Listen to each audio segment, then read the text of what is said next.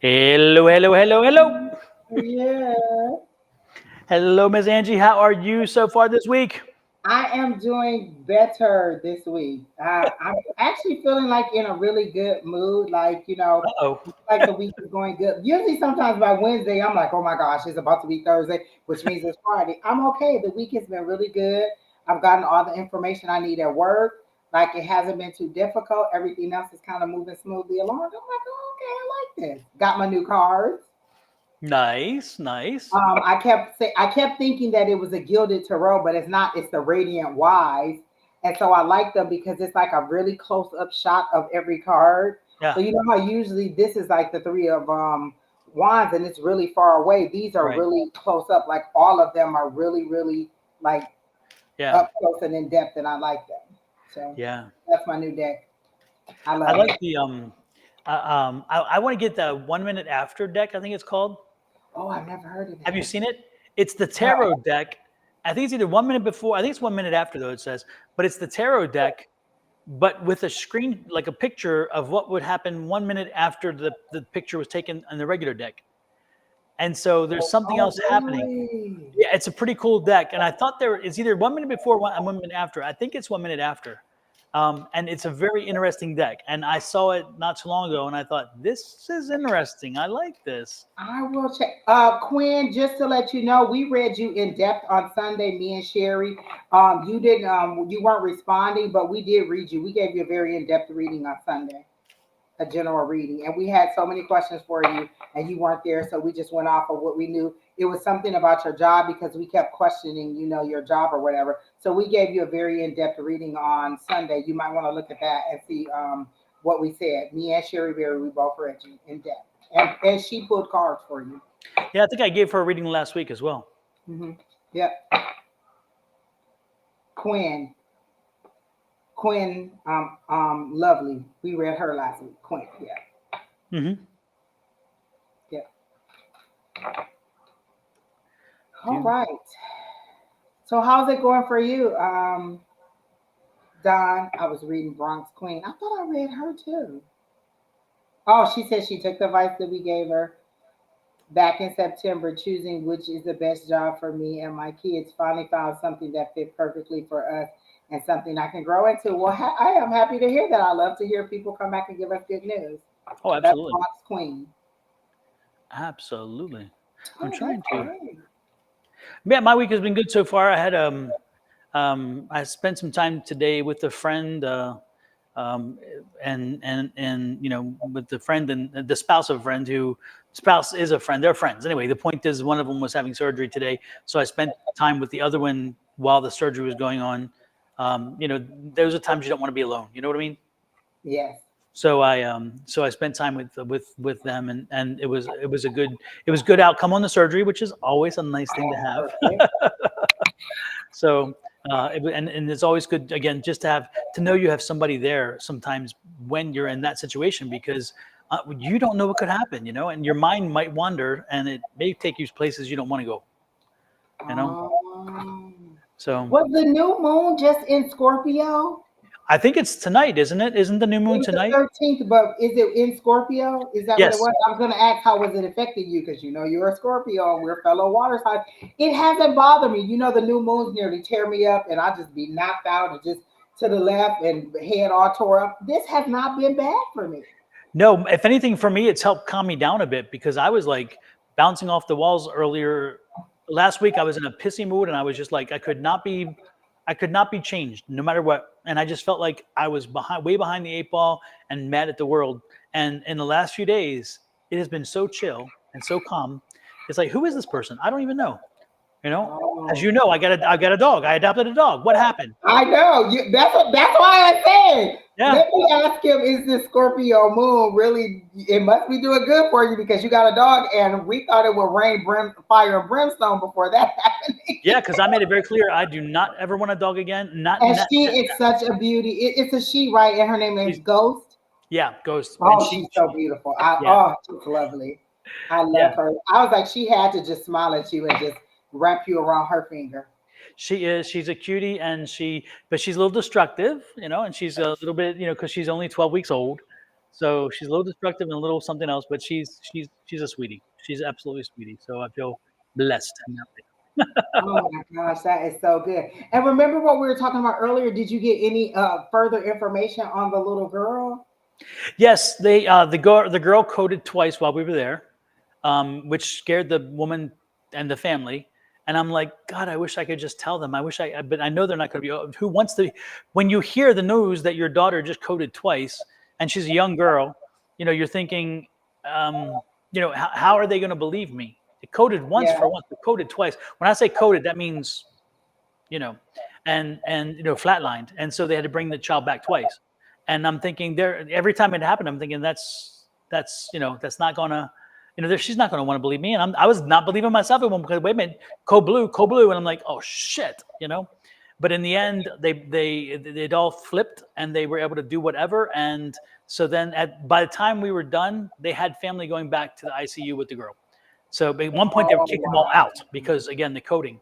And then by the time it was over, they brought the family in, and the mother was like losing total control. And then, of course, that all stopped because guess what? The girl pulled through. So yeah, what we're talking about, folks, is Angie. And I text Angie while I was in the hospital today, while we were in surgical waiting room in the ICU area. This woman was losing her cookies because the daughter was having internal bleeding, and they were they were needing lots of blood. And I told Angie that I wish I could tell this woman, but the spirit's saying that the child's going to pull through. She's going to make it through. And then and Angie's like, sometimes you just got to suck it up. And I told my spirit guide, I said, you got to turn this off. I don't want to know this.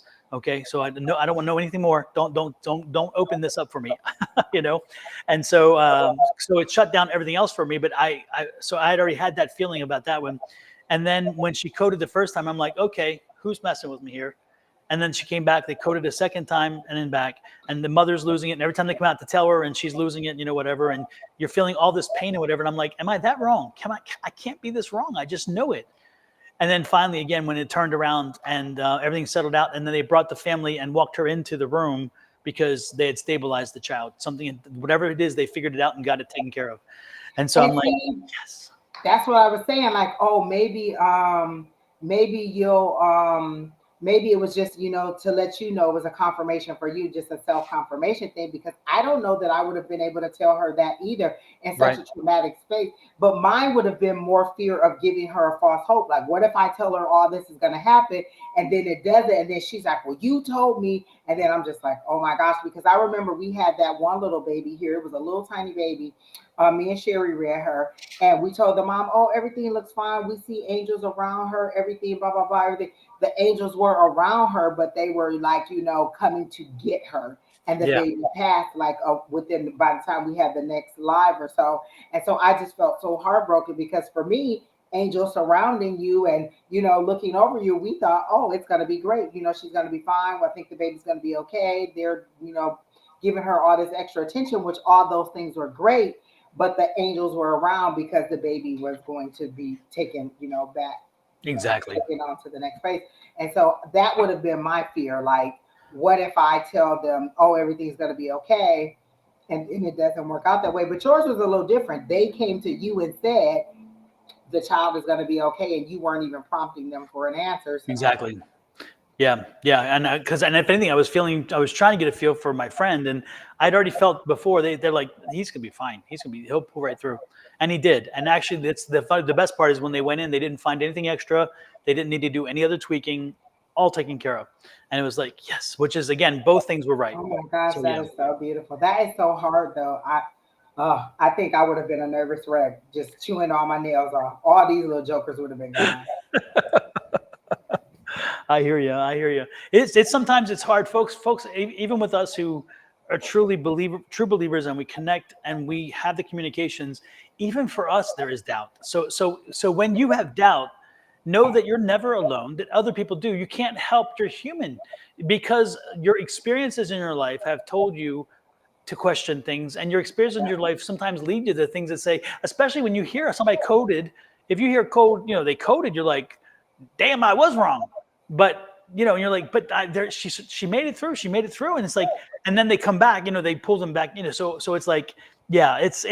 So you're not alone, folks. When spirit's talking to you, and you question it or you even doubt it, know that we all do it. We all do it, even though we try not to.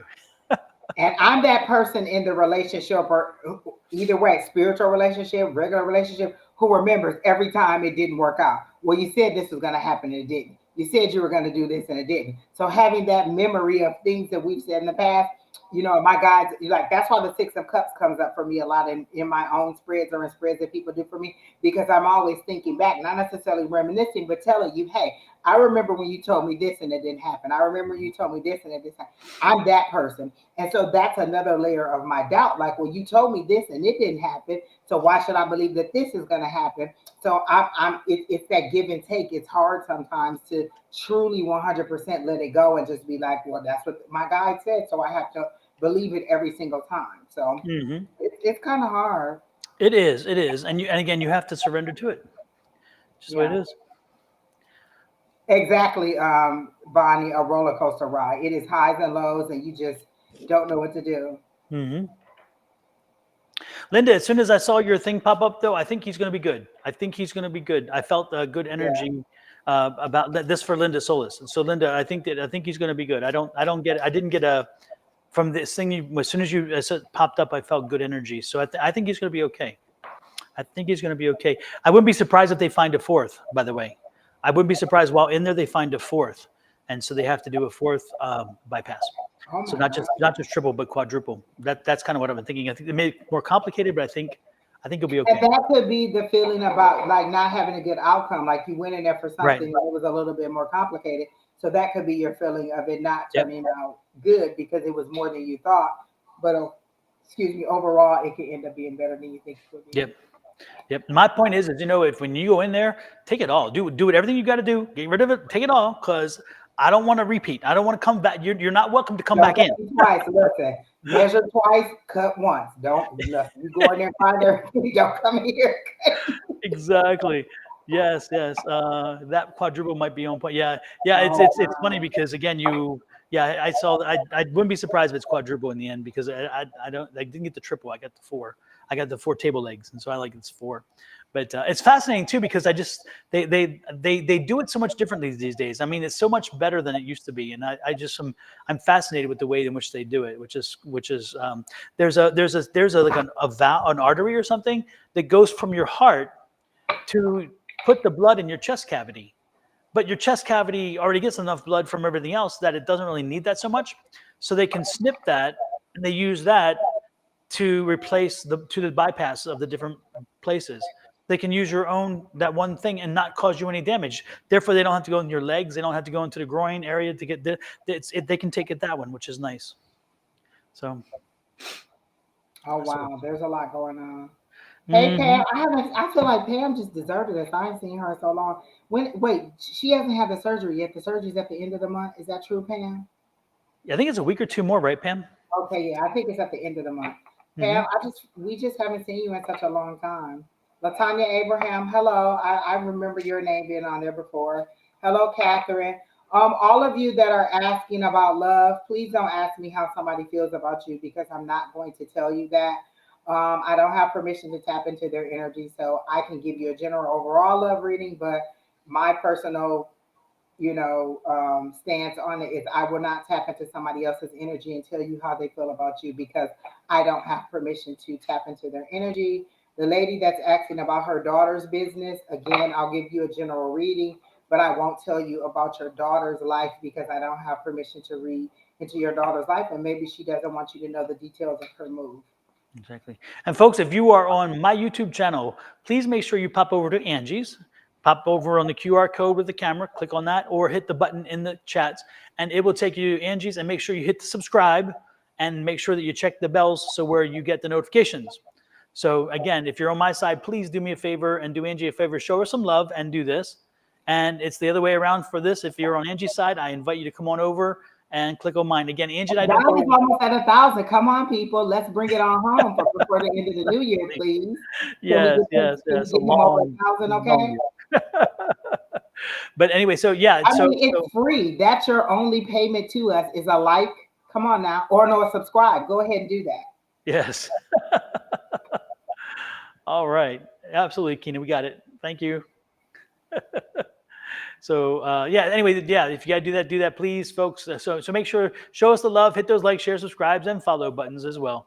And that those are free as well. They don't cost you a single cent, and Not just a one single click. thing. And it helps us out, and we love to see it. And I can see it because they Absolutely. tell me such and such liked your page.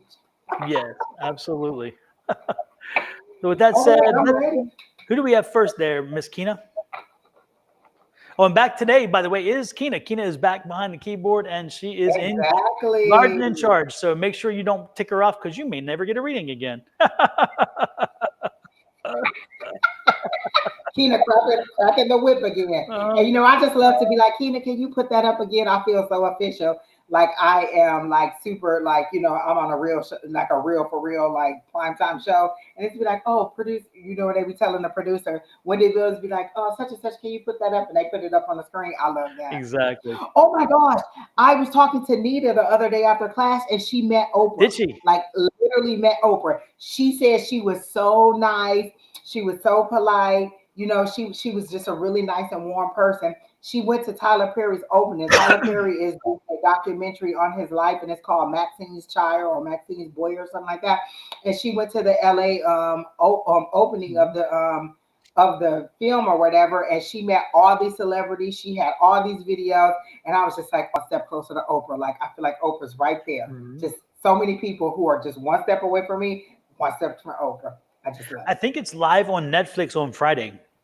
It came some. I thought she said it came out today, but Friday probably sounds better because a midweek is Yeah, kind of off. I thought I heard about It's on 17th or Amazon something. Prime. I do know that. Yeah, They said that, and or it 17th. probably is Friday. Yeah, Yeah. I thought I heard 17th. I did hear, you know, it's funny because he was on The View and they were interviewing him about the movie and the documentary. He did not do the documentary, by the way. He had other people do the documentary Oh, for him. really? And then he watched it and he loved it. He thought they did a great job. I mean, he kind of funded everything, but he let somebody else do it, which because it, And she said you will cry, cry, cry. She said yeah, it's such a fantastic story. She yeah, really enjoyed it. And the videos she sent me were just I was just mouth wide open like yeah. Oprah is just like right there. You're right there, and Oprah's right there. Oh my Yep. gosh. Well, it's interesting because on The View, the blonde, I forget. Anyway, she asked Tyler. She was talking to Tyler, and she said, "Tyler, you know, you seem like such a man of the cloth because you know you just kind of bring it to people." And then she said, "You know, this movie helped me to meet your mother because I would never have known her but for the movie and the way they did the movie." And he was so overwhelmed by that. You know, he couldn't even speak because he was like, you know, that means a lot to me because my mother, in her late life with the cancer and everything, went through pain and suffering, and he said to know that she lives on because of this, it was a wonderful thing. So yeah, I can't wait to see it. I mean, I've heard so Yeah. many good things about it. But yeah, Nita, you should have gotten some phone numbers. You could have told her that Well, have Oprah watch. she said she gave Oprah her card with her phone number and picture and all her contact information. She said I gave it to her and she took it, so hopefully she'll contact me. So I was like, oh my gosh, like I was so excited and a little bit jealous, just a tiny bit jealous. Like, oh my God, you met Exactly. Oprah, but just one person closer to Oprah. That's all I'm saying. Exactly. One piece at a time. One piece at a time. One person closer to Oprah. That's all I'm saying. Exactly. All right, Miss Bronx Queen. Oh my gosh, so many people in there. Hey, LV or Letty. Hey, Letty. Hey, Jazz. Oh my God. Hey, Pam. That's what I want to say. Pamela. Bramage. The one lady who always posts who always posts the affirmation every day. She's in there, so I was just saying hi to her too. Very nice. Very, very nice. Oh my gosh. All right, let's go ahead and get into this one. Bronx Queen. Let's see. I see you. Okay, so they show me like the side of a cliff, and then you're on a railroad. You're on like a train track, but it's an open track. Like the car, the box car that is holding you is open on top. So it's kind of like the coal miner or the coal things that they would, put the coal in the track. So it's kind of like that, and you're very close to the edge. So I feel like whatever you're doing, you're close to the edge and you're close to falling off. And they want you to be a little bit careful navigating this area of your life and the decisions that you're making at this time. because they like as you go by, as the train or the as the train goes by on the track, I see rocks breaking off and falling to the ground, and it's going slower. So they want you to slow down a little bit, be mindful of the decisions you're making, and just be very aware of the things that are going into your future. Like the tunnel that you're going through, it's dark, but I see a 2024 flashing, and they want you to be mindful to make sure that you make better, good decisions, thoughtful decisions about what's going on, and just slow down a little bit. I feel like you've gone 0 to 100. You're in a very good space. Like I feel joy in you. I get a sunshine. I also get like an orange color. Don, ever since we've done that exercise about colors, I'm seeing a little bit of color. And so I'm getting a really orange feeling for her. So orange for me is sunshine, is sweet, is good. So I feel like you're in an overall orange or sunshine mood. I'm even seeing the sun card for you. But they're saying just be a little bit mindful as you navigate this last couple months of the year, and make your decisions solid. Think them through logically, because they're showing me the Queen of Sword, and cut through the BS with that double-edged sword, and make sure you find the truth before you jump to any conclusions or jump to anything. Like they're showing me the Fool card, and he's about to fall back, and they're pulling him back up, and there's a big X through the Fool card. Like, no, don't fall in like that. Make logical decisions, and they're taking me back to, like, they're pulling him back up, and they're pulling him to the Queen of Swords. Make logical decisions, think it out, find the truth, and navigate forward for the rest of 2022, 2023, so that 2024 could be a lot brighter and better for you than before. So that's what I got. The first thing I got for Bronx Queen was was a very frustrating and a bit controlling man. And I don't know if you're a man or not. So, but I don't think it's your energy. I think it's somebody you're with, or were with, or are with. There's just a frustration there, and it just I don't see. Yeah, well, maybe a daughter's father. I can't say for sure that's who, but again, the energy I'm getting is that energy, and that energy is somebody who is.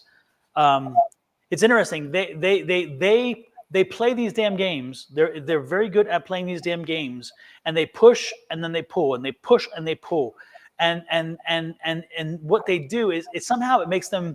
It feeds them it feeds their ego, or he gets fed with this, and it's like he's a drama queen. He wants to stir the shit, and unfortunately he doesn't really want people happy. He wants people unhappy because he's so unhappy, and unfortunately that's going to continue for a while. I don't see that abating for a while. What's going to happen eventually, though, is that you will get.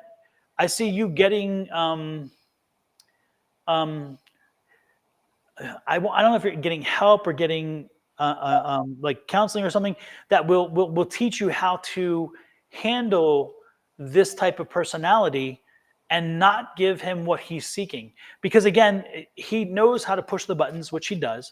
And then when he pushes the buttons, you react. And that's what, again, is a very real issue. So don't be don't be afraid. Don't be concerned about next time you get an opportunity to take counseling.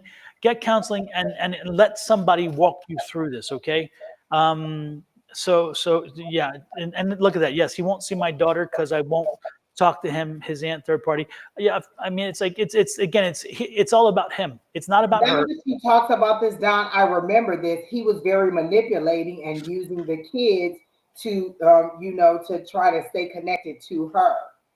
And so that was the thing, telling her to get away from him, and not and the aunt doesn't want to be a part of it either, because she's tired of him too. But he's just using the kids as a way to stay connected to her. Okay. And I would just make him go strictly through the court. I wouldn't even do that. There is an app that you can, because I have a couple friends who are going through these custody issues, and there's now an app where you can do all your communication through there. He has to email or text, and every single communication has to go through this app, so the court can see whether he responded, how how responsive he is. And so I would go everything through the court. Like, I want the custody, I want everything to go right through the through the court, and I want to document it through this app how he's acting and responding, and that'll save you a lot of trouble. Where you could be like, okay, well, if you want to meet, this is how we're going to do it, blah blah blah, and then let the response be. And then if he doesn't show up, you can go right back to the app and say, well, you didn't show up. Can you tell me why you weren't there? And then they have documentation of Um, everything that's happening in there. yeah, and it's interesting again because again, what right now you're playing his game. He flares up, you react. You need to flip the script. You need to make sure that you're not reacting, which is going to drive him crazy, which eventually will shut him down. So again, you got to flip the script. Right now, you when you react, you give him exactly what he's looking for, and that has to stop. You've got to flip the script. You got to say, you know what? No, I'm not reacting anymore.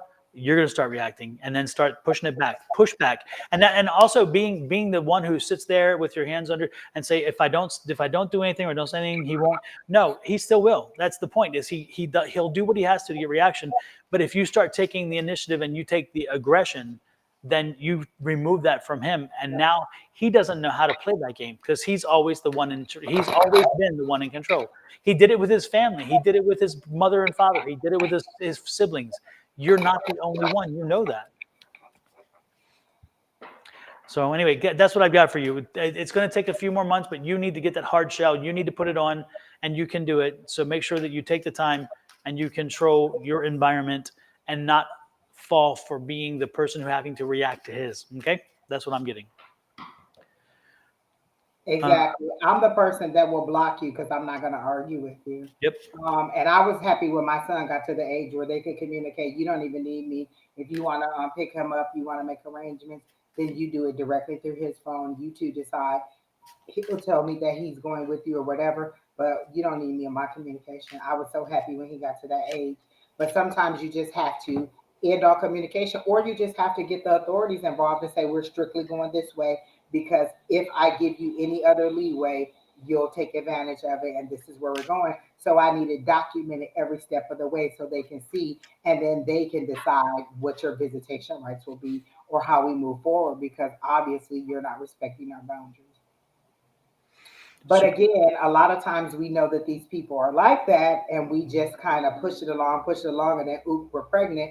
And now we have a child that's in this situation, and they're going to use the child to manipulate. So, again, I always tell young ladies, be mindful of the person that you're sleeping with. If there's characteristics that you don't like, don't keep sleeping with them, because what happens when a baby comes? And then now you got to deal with them forever and all those characteristics that you hate. And now they're magnified because you're no longer in this relationship, and you only have to deal with them at the child, and it seems even worse than it was before. It's probably the same. You were just looking over it because love was in the air. So be mindful of who you're sleeping with. absolutely, All right, absolutely. Kayla, who's next? But Bronx Queen, I hope everything works out for you. I'm glad you got the job, and everything's moving forward. But again, be mindful. I think that's what they were saying with the edge. I think you're breaking down your communication barrier with him. Now that you mention it, that's why they were showing you on the edge, and they were telling you to be careful. You must be breaking down your communication barriers and allowing him more access to you. And they're saying be mindful of the outcome of how that'll be for the rest of the year. All right. Who's next, Tina? Christina Native Love. Christina Native Love. The thing that came to me is you took a hard left or hard right recently, and again you just changed directions. And I think and stay in that changed direction lane. Do not do a U-turn. Do not go back. No matter what you're getting pushback from, and I'm feeling like you're getting some pushback.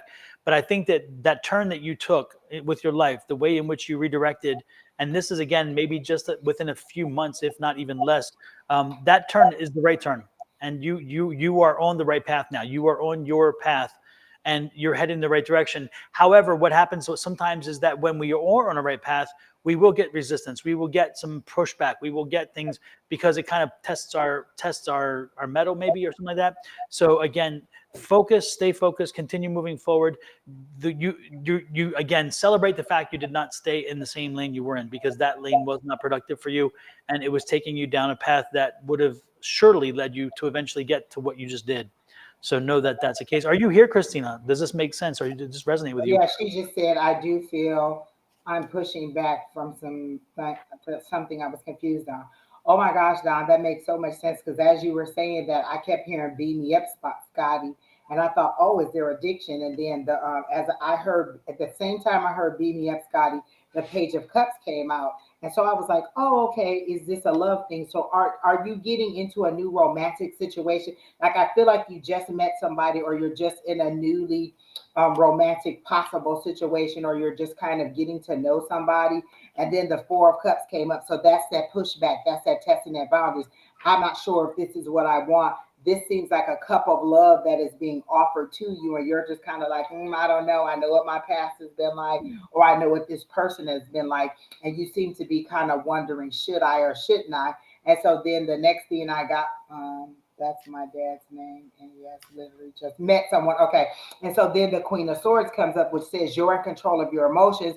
Don't fear it. You are in that nurturing place. You're nurturing yourself. That's how they gave it to me. They gave me a warm hug around myself, like you're nurturing yourself. And then my heart started to warm. So all of your cards were cups. So that's love. That's that's that cup of love. And so I feel like they're saying you're in control of your emotions, you're in control of the situation. Don't go back to thinking, oh, well, this is how it happened to me before. Enter every relationship with the Queen Slate. You have the lessons that you learn, but you don't punish the new person for the things that happen. And, oh, be mindful and build your relationship based on the actions that they do. If there's a pattern of actions that you notice, you're like, oh, okay, well, I kind of see where this is going. Observe it and then decide whether you don't want to move it forward, or you don't, or you want to, or you don't want to continue it. Like again, I'm in a dating situation, and there's people like, we'll text message for a couple times, and then when you escalate a behavior that I don't like, I'll pull back and be like, you know what, I don't think this is working out, but I will give you that chance in the beginning to figure out where we're going with this situation. And so I feel like this new cup of love that's being offered to you is something to consider. I'm not saying it's the love of your life. I'm not saying it's your forever, but it's something to consider. Don't refuse it so quickly. Discern what it is that you like or don't like, or how it's going. And they're saying feel the joy of it. Like I'm getting a yellow color or yellow filter, and they're like, feel the joy of it. Give yourself time to heal. Like usually they put yellow ribbons on a tree for a wounded soldier. Is that what it is, or something? What are Or the yellow ribbons for? return home to return home. Mhm. Okay. And so I feel like that's what they're showing me, that yellow ribbon or that yellow spirit of it. And you're already in this Queen of Swords. You're nurturing. I mean, this Queen of Cups. You're nurturing. Stay in that mindset, that queen mindset, where and you can make the right decisions, and you can discern what's good or bad in love. But I do see that this love being something that you should explore, or this relationship being something you can explore, even if it only takes you through the end of the year and it's just some happy moments. It's another lesson that you learn about yourself, and you get to continue to move forward. But oh my God, look at that, a love reading, Don. I know, I know. I love Christine, when love comes out and they didn't ask. exactly. Christine, who has the daughter? Do you have the daughter, or does he have a daughter? Because I'm getting a young daughter. Do either of you have a young daughter? Because I'm getting the young daughter energy. Exactly. Bonnie said love. Exactly. I don't like a love reading, but I love when it just organically comes through the cards. Yours Exactly. came through so bad with those three cup cards. Hmm. Yes, I have a daughter, and so does he. Okay, because I was getting the little daughters, and I was seeing them. They like the situation. The little girl likes the Oh, situation. see? Yeah. So Oh, I love it. Just yeah. cute. Yep. So know that on this situation specifically, the little girl's happy. This works for her. So that's good. I love Oh, that. I like it. Love it. Perfect. Look at that, Don. We're not the Grim Reapers tonight. We're doing good. Exactly. Shoot. So I hope that helps you out, Christine. I feel like that was the only message that they have for me to give to you, is to give this love a chance, give this romance a chance, and see where it goes. But again, be mindful, but don't make this person pay for the past. Okay. Hmm. So Keena, who's the next person? Oh, we're moving right along, John. Look at us. Yes, indeed. And I love these cards. I feel like they're talking so well. Before we move on, can anybody own Gina and Alex who crossed over? Agina and Alex crossed over. So if anybody can know that, we'll move on. But just to keep that in mind. Matthew's next. What's Matthew? Let's see. How do my guides feel about me and Alex getting married? You need to talk to your guides. Come on, Matthew. Bonnie, it's the Radiant Wise deck. I love it because every picture is up close.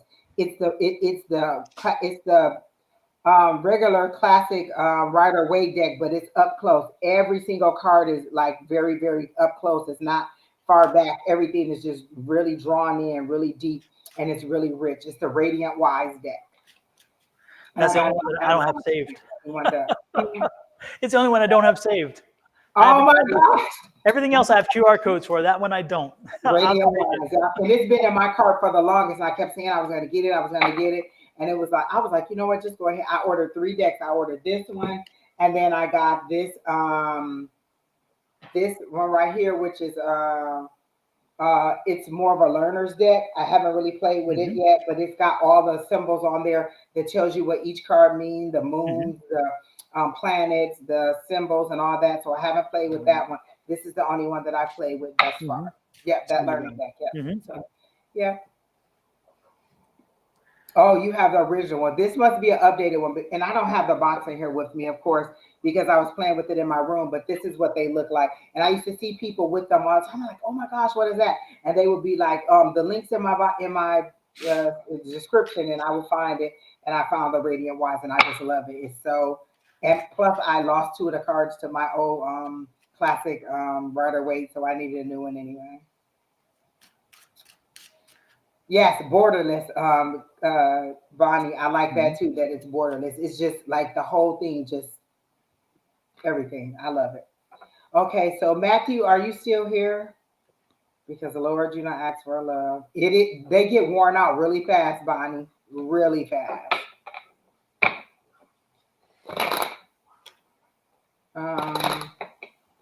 It does shine. Yeah, I love it. Well, that's because it's new until I get it all dusty and greasy with food.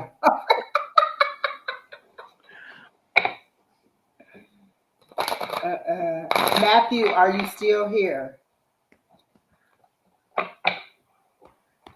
I think he must have left. All right, Keena. Matthew doesn't seem to be here. I got a no on the question anyway.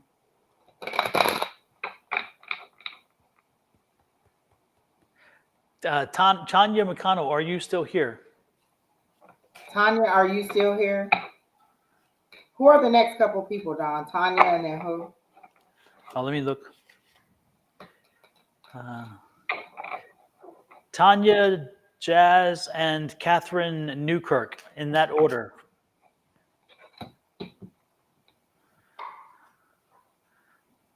Did somebody go sleep? Y'all go sleep out there on us? I see that people are watching. What the heck? Hello. Wake up, folks. We're here. And it's all YouTube right now. Did we lose Facebook or something? Did you notice that? Everybody that's here is YouTube. And earlier it was Facebook. Look, I was going to go look at Facebook. Oh, it is on YouTube. Yeah. And our Facebook usually is pretty heavy. Yeah, and yet we've had Twitch and Twitter and all the rest. Let me see. I see us live. We're still live on Facebook. I don't see anybody in there watching.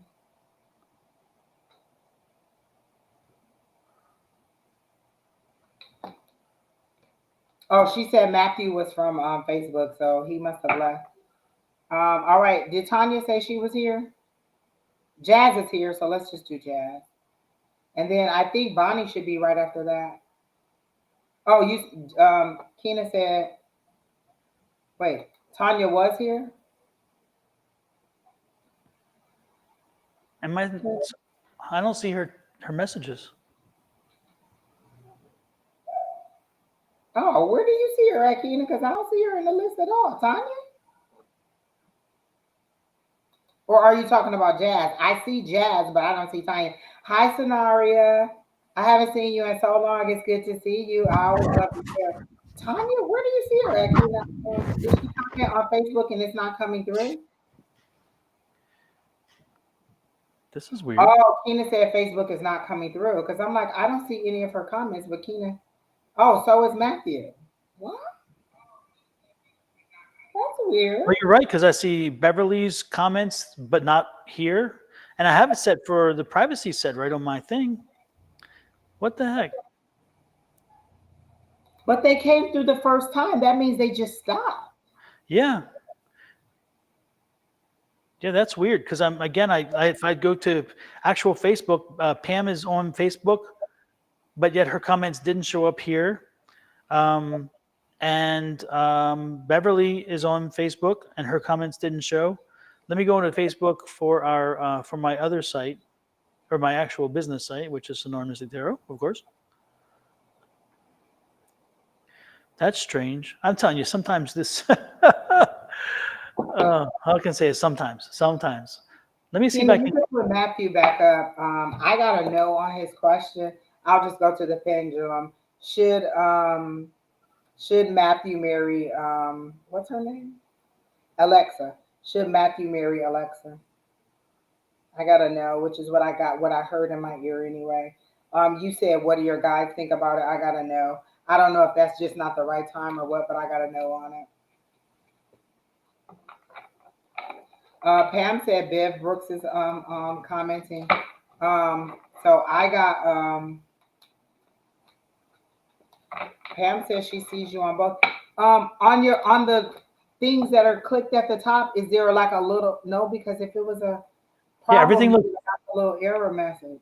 yeah, everything looks fine. It just for some reason our chats are not getting Facebook chats on our thing, but yet we get them on the Facebook. It's weird. Oh yeah. Oh, Matthew, I'm gonna pull one card about you. Exactly. Miss Linda said, I think Matthew should decide how he feels about marrying Alexa. If you have to come and ask your guides how you feel, that means you're not really you maybe you're having some doubts and you want the guide, you want your higher power to decide so you can have somebody to blame if it doesn't work out. Because when you're really in love with somebody, you know what I'm saying, you don't have to go and be like, oh well, what do you think? But I gotta know on it when I ask should you two get married. I'm gonna ask for one card on the situation. And do you feel tied up? Is that what you feel stuck? Like you're, like this is overwhelming. This is too much for you. You're stuck in a situation that you don't want to be in. So that's a card that came out for me for the overall energy between you two, or on the relationship that you feel stuck, you feel tied up, you feel bound, like you're getting into something that you should not be getting into. Like you have doubts, but you don't really know how to express them in a way that you think might upset her, or her feeling like you're trying to back out of the wedding. But again, that's a lifetime. Listen, I always tell people I only get married one time.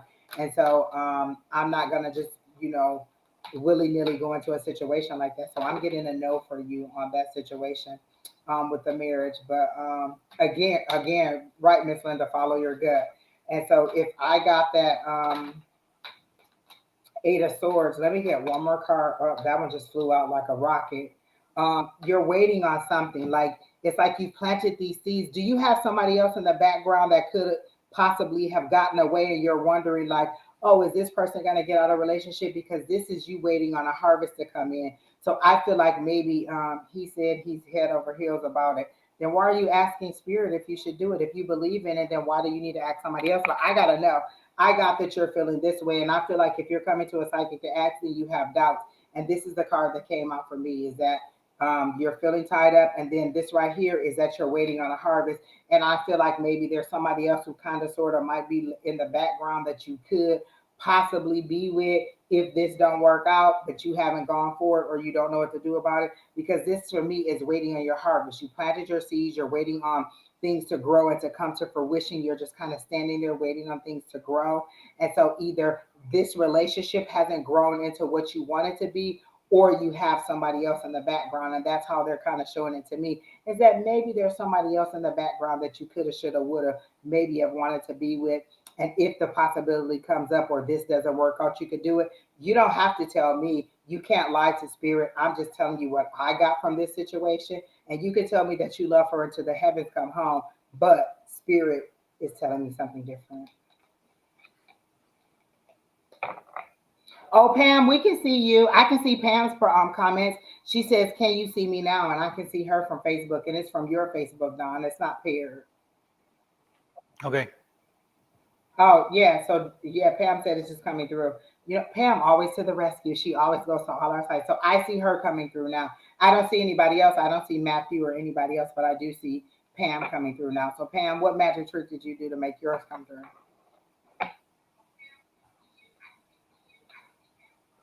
Yep, Katie, we can't see yours either. Oh, Tina says it appears to be the Sonoran page. Let me see if I can bump it. Bump it. Bump it. Bump it. Bev Brooks is here. Bev, are you on the Don page or are you on the Sonoran page? He's waiting on financial stability. Okay, I mean that's fine if that's what you say. Yeah, I think Beverly's on the personal one.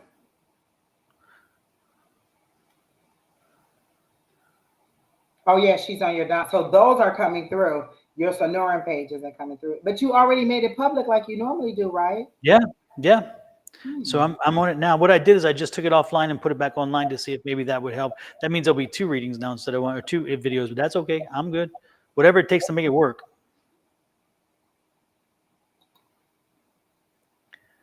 Says streaming again. Let's see. Was live. Come on. Okay. It was live. We get the point. It says it's streaming again, but it doesn't. All right, if you're on the Sonoran page, make a comment and then we'll see if you come through. Exactly.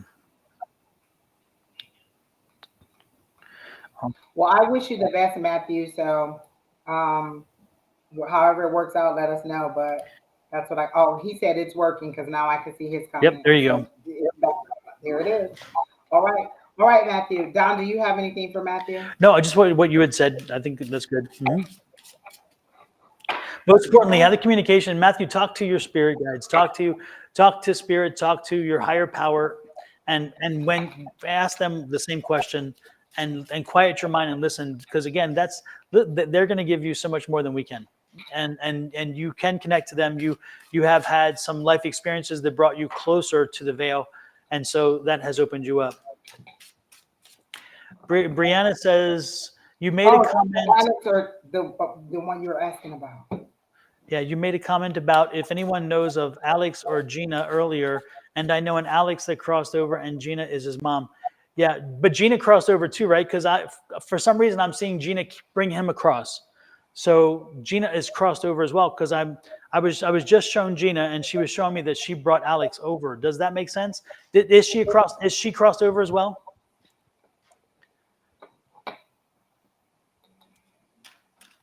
No, she's still here. Okay, for some reason I don't know. It's like I get the feel that she brought him. Oh, okay. I'm not sure now. Is he coming back to get her? I don't know. So who's Edna? So Brianna, who's Edna? Because I just heard Edna. Is she a grandmother? Is she his grandmother? Who's Edna? And Edna's on this side, though. Edna's on this side, right? Your grandmother. Okay. Your grandmother's here, and her name is Edna. Okay. Now okay. Yes. Okay. Who's Ella Cinderella? Because I'm hearing Ella Cinderella. And this is Alex talking about Ella Cinderella. Who's Ella Cinderella? Does that ring a bell too? Ella Cinderella. Ella is my daughter. Okay. Good. So was he? So I'm guessing he was close to your daughter. Was he also close then to your grandmother, or did he have a relationship with your grandmother? Alex's daughter also. Oh, so you and he had the daughter named Ella. Okay. Did he call her Cinderella? Because again, Ella Cinderella. I keep hearing Ella Cinderella. He treated her like a princess. I mean, she was like a little princess to him. Interesting. Okay. And what's with the car? What did he do with the car? Did he something about was okay? He's showing me about a car situation. Yeah, she loves princesses. Okay, she loves. Okay, good. What's a car situation? Was an accident or a DUI or something? Because he's he's showing me the DUI, and he's like, that was really a bad move on his part. Did he have a DUI or something like in December? Was it December timeframe of last year or something? Yes, DUI. Okay. Yeah, he was telling me about that. Now it's interesting because I'm also seeing. So are you in a? But you're the Ella's mom, and he's Ella's dad. But I'm seeing you someplace else and not in where he was. So do you guys live in different places? So did he move? You moved away. You moved someplace else, right? And then he stayed where he was and where he recently passed, right?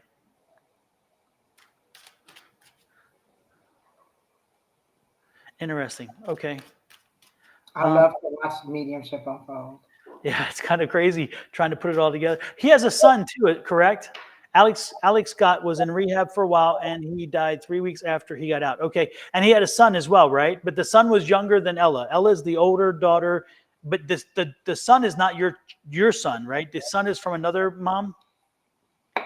Oh, you have a son. So both of you have a son and a daughter. Okay, because I was getting something about the son and daughter from. Okay, so you have a son and a daughter. Okay, good. But what's the situation with you though? I mean, and the son is younger. Okay, yeah, I got that. But for some reason, I saw a difference, a disconnect or something. Did you guys separate at one point and then get back together and then have the son? Is that what happened? Because again, I'm seeing like a separation of the daughter and son. So like you guys were together, then you broke up and got back together and then had the son, because that's kind of the energy I'm getting. He's showing me. And then, but what's up with Florida? Because I'm getting Florida. What's with Florida? 10 years, but we fought like hell for our relationship. Okay. Well, that makes sense. Yeah, I got the energy on that one. Believe me, I definitely got that energy from me. Okay, but what's with Florida? Because I'm getting Florida, but I'm also getting cold climate. So I'm getting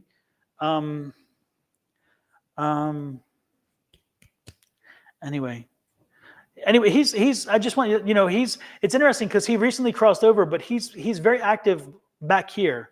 You don't know about Florida. Okay. There's something about Florida, and he's letting me know about Florida. I don't know if there's something about Florida you need to know that he's trying to tell you, or if you thought about moving away or something, but he's talking about Florida for you. And I'm getting this energy about Florida, and I don't know what he's not really clear on what that means, but Florida is the thing that I'm getting. Yeah. And what about Chris?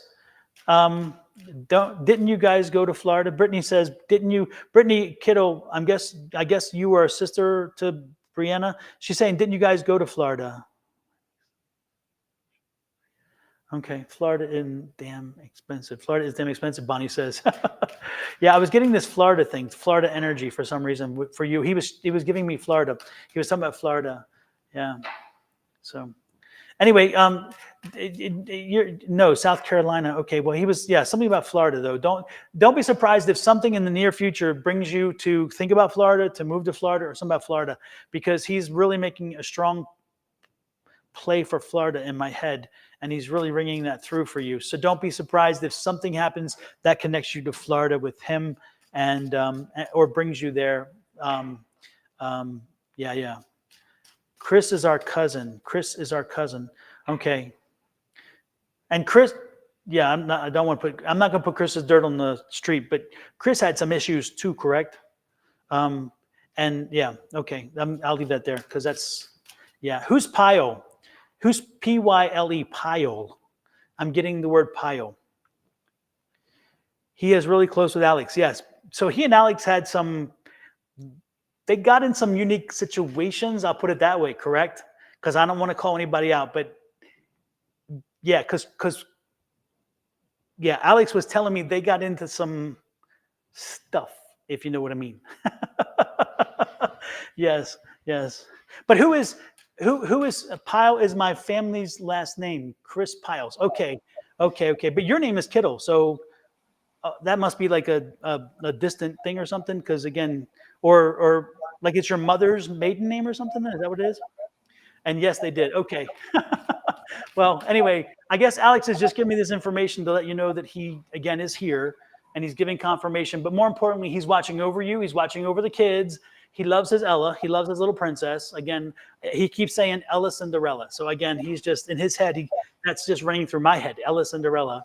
But he's with you. But don't be surprised if you're drawn to Florida. And if you are, the thing that he's trying to hammer home is that take that opportunity. Okay. If you're given an opportunity about something in Florida, please do that. Okay. Make sure you take that leap to Florida because there's something he is letting me know there's something there for you. So don't be surprised when the opportunity arises. And if it does, please take it. Even if it's a visit, make sure you do it. Okay. That's him speaking from the other side. But and he'll always be around you. So don't. He's not leaving. He's not going to go away forever. He's just when you need him, he'll come through. He'll come through. You know, he didn't leave you. He needed to transition. Okay, that was it. He just needed to transition. This was he got sidetracked. I mean, life really went in a not so good way with him, and the exit came and he had to take it. That's all. I'll put it that way. So know that he's always with you, even though he transitioned. He's with you, okay? And he will always be with his daughter and his son. Yeah. There you go. I love it. Oh my gosh, I love to see it unfold. Oh. Yes. So. And I didn't get hot. I used to get hot every time you got a spirit, but I didn't get hot now. I love it. Yeah, better for me. No more personal summers. Yeah, it was interesting because I was drawn to her anyway, and I asked Tina to make sure she added her to the list, and then, but I didn't realize that was the energy I was getting connected to at the same time. So, anyway, super. Thank you, Kina, for adding her, and now you can remove her from the list. But because we read her, and thank you for Brianna for letting us for filling in the gaps and giving the confirmation. The confirmation means a lot because again, it verifies that we are on the right path, but more importantly, that he's communicating as clearly as he can because he really was a lot of information. And I've gotten so much better with names recently, and I've been working on the names, so I'm not surprised that he gave me specific names. But I love that. I love that. There you go. Whew. All right. Who's next? Tanya. Sorry, Tanya. I cut you off. I apologize. Tanya, without getting too much into your daughter's business, I get little ducks. They're showing me little ducks, and I see like they've broken out of the shell and they're off on their own. And I see you putting the eggshell back on top of them to protect them. Like you want to put them back in the shell and you want to keep them back. Like you've released them. They've released from the egg, and you want to put them back in the shell because you want to protect them and you don't want them to scatter away too far. I don't get any negativity associated with this move, but I do get you being very protective, very mama bear, very wanting to hold them close and keep them to you so that you can, again, protect them and just keep them close to you. I'm going to do a couple cards for you in general. Wow, the first came out was partnership. And the word that I hear when this Three of Pentacles comes out is trust.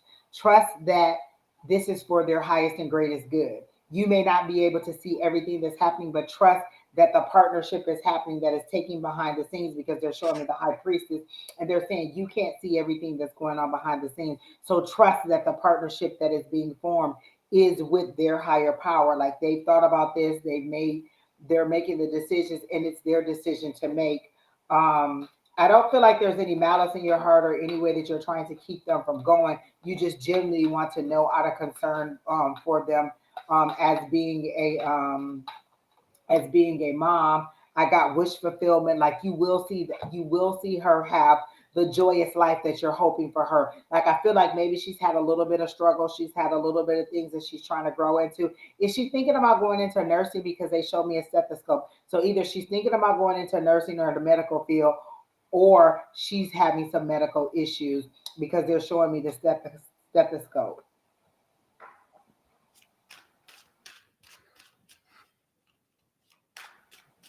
Oh.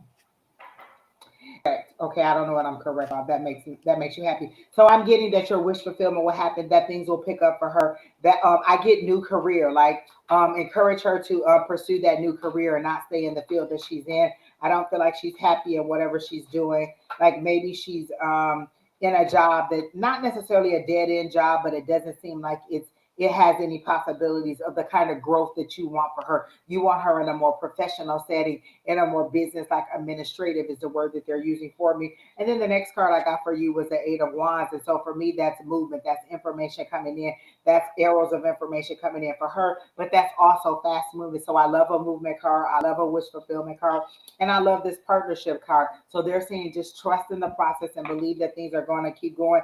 I do hear keep praying for her and keep believing that your prayers are being answered. You may not see the results of it now, but keep praying for her. And you can even ask, as you pray to say, show me that my prayers are being answered. Give me some kind of indication that the prayers that I'm giving, that I'm saying for her are working or going over. You don't have to, put your authority over her. Just say, you're wishing for her highest and greatest good, and to give me some kind of indication that my prayers are being answered. Um, Oh, okay, okay. My son moved out of state. My daughter works for a hospital. My son's girlfriend is a nurse. Okay, because they showed me the stethoscope. So this probably is a good move for her. Maybe it'll open up some areas for her in career. Because I heard tell her to go ahead for that next career leap or for that new career. Maybe it's just another area of nursing, but you want her to be in a more professional area. So it does look like healthcare is the option for her because they showed me very quickly the stethoscope. And again, overall good. I feel like it's a good move for her. I don't know if she's moving closer to one of your other children that are going, but it does seem like a great move for her overall. So that's what I got. The only thing I got, well, the most important thing I got, not the only thing, but the most important thing I got is let her go, mama. It's time for her to fly. And she has to, if she's Yeah, going to find herself, she needs to find it in her own environment. And right now, she's just very much in your environment, even when she is whatever that's the case. Yeah, I think it's time, and let her and support her, give her all the encouragement, let her go, let her do it, because she's not going to, she will not, I don't suspect, what I suspect is that she will not maximize her potential if she stays where she is. She needs a change, and she needs to find her voice, and she needs to find her way. And by leaving the environment she's in is the way to make that happen. So let her go, mama. Give her the wings. You've already taught her how to fly. You taught her how to fly. You taught her how to survive. You taught her how to be productive and beneficial citizen. So now let's test that you did it right by sending her out and showing, and she will show you that you taught her well, that you prepared her well, and that she will do you proud. She will do you proud. and I Yeah. heard success is in her DNA. Like just allow her the opportunity to flourish. Is she your youngest baby? Like is she the last one at home? Because I see you trying to put that, like I said, put that eggshell back on and press it down and just put her back inside that egg and not let her out. But overall, she is going to do great. She's going to impress you. I heard that too. Yeah. Um, so I get all good Yeah. warm feelings for her. Like let her go. But And I'm the one to I feel like this is a little convicting for me too. Let Brandon fly, let him go, let him be. It's cap and gown day today. So it was mhm. let him go. Yep. And I feel that your daughter is like a mini me, and is a little bit you're obstinate and a bit strong-willed. And I get Mama is the same. So I think you and she are made from the same cloth. And so again, know that you trained her well. That she watched, and you didn't have to train her. She watched you. You showed her how to be a strong, independent person. And so she's going to show you that she was watching. She's going to show Exactly. you that she was watching and she learned, and that you trained her. You gave her the tools necessary to be, again, a fully functional, very healthy adult. So yeah, mama, let her go. Let her go. Yeah. Yeah, there you go. Bonnie said, Angie, I think I have the same deck. Yours is just shiny and mine looks like it's been through war. Yours has some smoke on it. Yours has given some great readings. Mine is just breaking out the package. Bonnie, I hope that mine should get worn like yours is. Mine is just like, brand new. Yours is just yours has some stories on it, some good readings on it. So I should only hope that mine will get where yours is one day.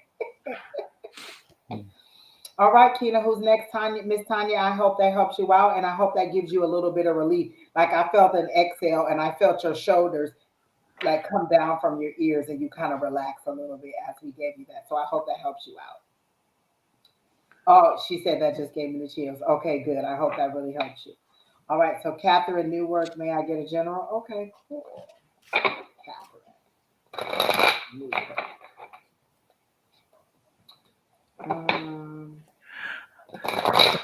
The the very first thing I got for Catherine is, yeah, why not? Yes, why not? What's your question? Because it's like I'm being, it's like there's actually a question you have, and my answer is yes, why not? What's holding you back? I mean, nothing's holding you back. Nothing's keeping you from doing it. So again, the answer to your question that's been bothering you is yes, why not? Why what's keeping you from doing it, whatever it is? That's what Spirit keeps telling me. Yes, why not? So let me work on that a little bit. Angie, you can go ahead and fill the Oh my gaps in. God, that fits so much because I gotta just do it. I got the Nike sign and it's just like just do it. Exactly. Why won't you just move forward? That was the first thing I saw. Like they're really saying, well, what is your holdup? Like you're your only holdup at this point. Why Mhm. won't you do it? Like you're just giving reasons why something won't happen and you should just move forward with it. I feel like it's a business that you want to start and you're not sure. Like you seem to be a very detailed person, like a person who needs to know every single detail of it. And at this point, they're saying you've gone over it over and over and over and over and over again. Just go ahead and get the start out. You're nothing's ever going to be completely perfect. You're never going to launch everything that's going to be the best ever. There's always going to be a little bit of a hiccup here or there. You just plan for those and make adjustments to it and then you move on. They're saying you can't plan out every single detail and make it as perfect as you want it to be. Just plan for whatever necessary adjustments that you have to make and then to make those adjustments. But I do feel like it's a new business. Like, are you trying to start? Oh, you want to buy a car?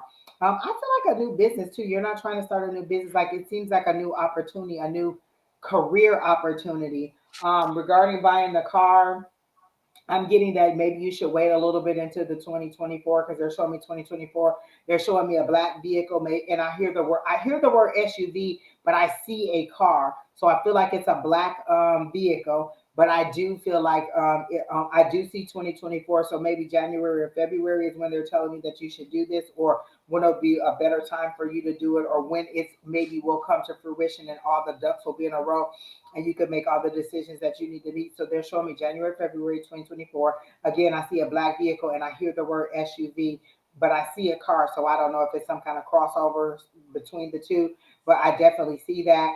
I do see like a new opportunity. So are you saying that you don't want to start a business or are you doubting that you'll be able to start the business?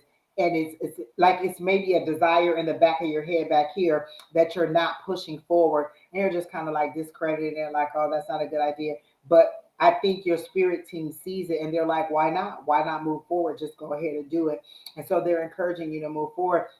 And they're even saying the blessing is on it. You just have to go ahead and kind of flesh it out and just go ahead and move forward with it. If it's not you starting your own business, then it's definitely a career move or something where you need to excel or move forward in more in a position where you would have a little bit more autonomy and you would be able to make more decisions. So I don't know if that takes you to a manager or director role, but you seem to be making a lot more of the decisions. So if it's not your own business, then it's you moving up into a position where you get to make a lot more decisions.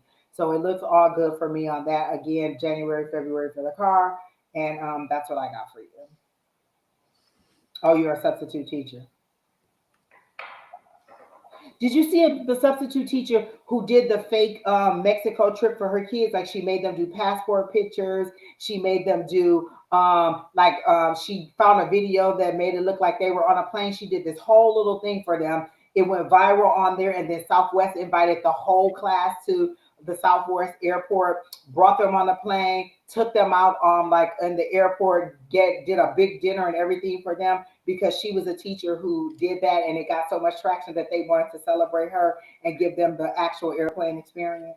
I didn't see it. That's very Oh cool. my God, it was so beautiful. Like I was in tears. It was so pretty. Like she literally made them come up to him like she was like the people taking their post off, like taking their little picture, made them a little passport. She stamped their passport. She lined up the chairs in the room so it looked like they were on an airplane. Then she found a video where it made it seem like they were on an airplane.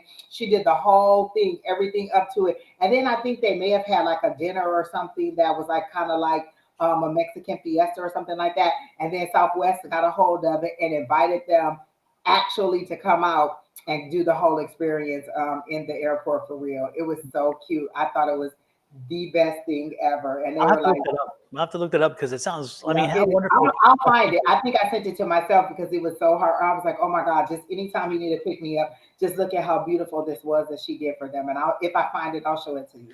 Jeez, that's the kind of teacher we need to celebrate, Yeah.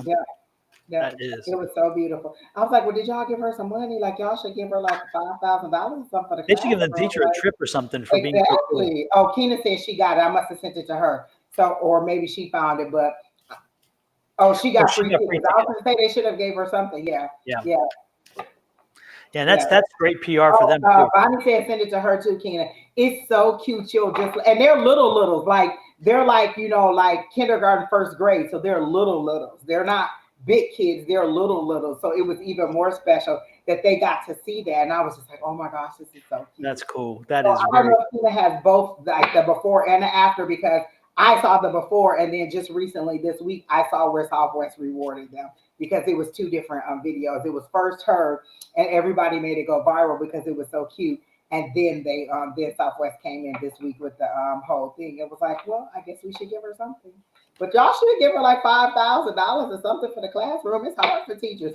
And she probably had to come up with all that material to create them passports and all that stuff on her own. Y'all need to give her some money. They may have, we just don't know it. It's possible. Keena said they gave her tickets. I know y'all got a little bit of money for her. There you go. Absolutely. All right, so we're done with. Did we finish, Catherine? Did you get? Yeah, we finished, Catherine. Okay, Yep. So who's next, Keena? Good luck on the car, Catherine. All right. Okay. Will the move go smoothly? Let me see. I heard a resounding yes. I heard better than your expectation. They showed me oh my gosh, and then look what card fell out. That celebration card immediately popped out like, oh my gosh. So that was perfect. How that came out. But also they showed me the cost of the move decreasing like a little bit. Because I think you were worried about the cost of it. So and listen, Miss Bonnie, I know about movie, how they quote you one price, and then when they get all said and done, oh, we went 3 hours instead of 2 hours, or we went 4 hours instead of 3 hours, and now you're a little bit higher than you want. I don't feel like it'll decrease below what you think, but it'll be a little bit less than what you thought it was. So I do get like the numbers going down, not going up. So like this is where it is, and maybe it's a little bit less, maybe it'll happen a little bit faster, it'll be a little bit easier than you thought. But I get an overall joy from the situation. I feel like it'll go a little bit smoother than you thought it would go. Let me see if I can get another card. Is there anything that Bonnie isn't aware of or should be concerned about regarding the move? Let me ask that.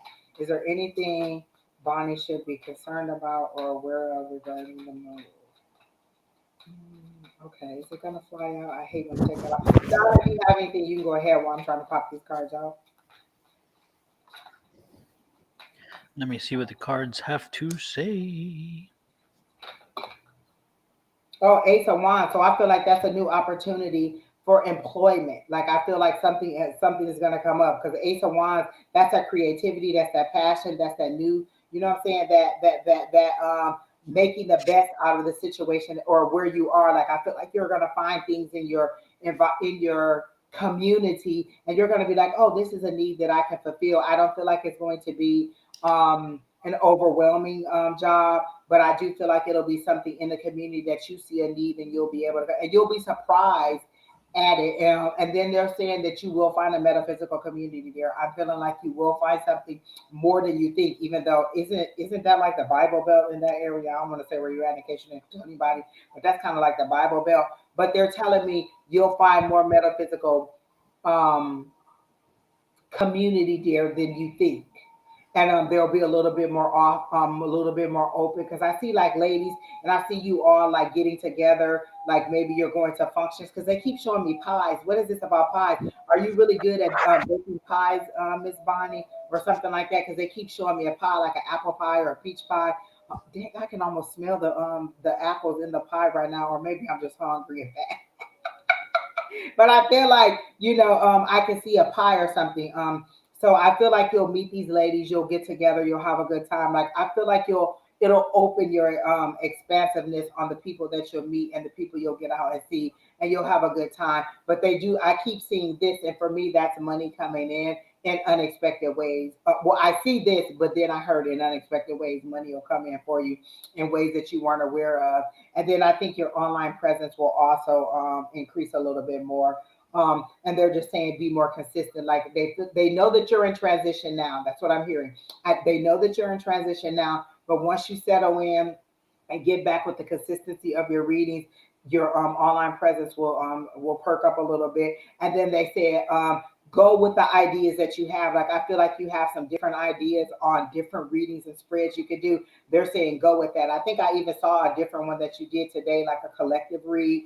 Just in general, they're saying go with those things that you're thinking. Like if you're thinking like a quick 1 minute card or a 1 minute reading or whatever those ideas that you're having, they're saying once you get settled in, go ahead and that'll for one, it'll help you get some of that energy out, that stale energy out from the move, and get you settled in. And then it'll also give you a little bit of peace of mind while you're trying to settle in. So that feels good. The only thing that I have to offer to add is that I think at the very last moment with the move, there's going to be a miscommunication between you and this strong-willed man, and um, and it's going to lead to some. Again, it's a misunderstanding because again, it's something that probably could have been ironed out earlier, but again, you were thinking one thing, they were thinking something else, and so both of you truly believe what it is your position is. It's just that that's not what the meeting of the minds is. So as you move forward and as you progress, make sure that you are very clear to to ask the people that you're working with and the people you're doing things with to ensure that this is what I understand. Can you confirm that? So again, if you have a conversation of, hey, we're going to be picking up your goods on this day, we're going to be packing them on this day, come back to them. So I'm confirming that on this day, I expect you to come to pack. On this day, I expect you to load. On this day, I expect you to depart with our goods. On this day, to arrive on the goods. Again, make sure that there's there is a communication that is back to them, whoever you're talking to confirm that what you believe you heard, what you believe you received, is what indeed they're saying. Because I'm getting the feeling there's going to be a miscommunication that's going to cause a bit of a riff or drama, and it doesn't have to be. It's because again, it's just we believe that we communicate well, and we believe that everybody's on the same sheet of music, and then we're surprised, and everybody is on their sheet of music, but it's not the same because we heard the same thing but received it differently. So that's what I'm getting. So make sure that your communication is very specific and confirmed, and therefore there's no questions. Okay, that because again, it's this real conflict again with this gentleman who's very headstrong, and you see it one way, he sees it another, and both of you are right. It's just the way you perceived it. But otherwise, good move, good move, good move. So there you go. And of course, again, this is where you need to be right now. There you go. Next. Don't. Jazz. Oh, Jazz, you've been waiting a long time. A general, whatever is coming toward me for the rest of the year. Jazz, are you still here? Because I heard Yippee really, really loud. And then I heard like somebody like jumping up and doing that little kick where you put your feet, like, you know how you kick to the side and then you like clap your feet together? Like there is something I would not be able to do because I would land right on my face. But it seems it's like something that is very that is very good news for you. I feel like you're going to get like a job or like you're getting good news. Let me see what this good news is. But you're not even here, so I don't want to get into it. But oh, there you are. You're there. Okay, so let me see what this good news is. I'm gonna ask them, is this career or love related? Oh, and while you were talking about Bonnie and you were talking about the miscommunication, and you kept saying with a strong-willed man, I was like, oh, is this some? Is this some hot and fire? Is this like a romantic misunderstanding? But no, it was something different. I was excited. Like, wait a minute. Even a romantic misunderstanding might be good. Not another love reading. No. Miss Bonnie, you saw me. I was like, wait, what's going on here? What is he talking about? I need the shade fan, right? Did you have? Exactly. Oh wait, I got it. I got it. Right here. Always got it right here. Exactly. Yeah. But earlier today when I saw them on, I kept being like, all you need to find is your a good old country boy from down south, somebody who like to eat, and like to go out and take you around and y'all go dance and you can have a good old time. A good old time, Miss Bonnie. Look, before you know it, you'll be like, girl, I'll be like, wait a minute, do I have to move outside? I don't know. I don't know, Angie. I don't know. The drama? Could it be me? Exactly. Oh my goodness. Okay, Miss Jazz, let me see. So, scenario, don't be laughing at me. Every time you go over here, you be laughing at me. Don't try it. Jazz, they're saying you're looking for something huge, like good news to come in as something huge.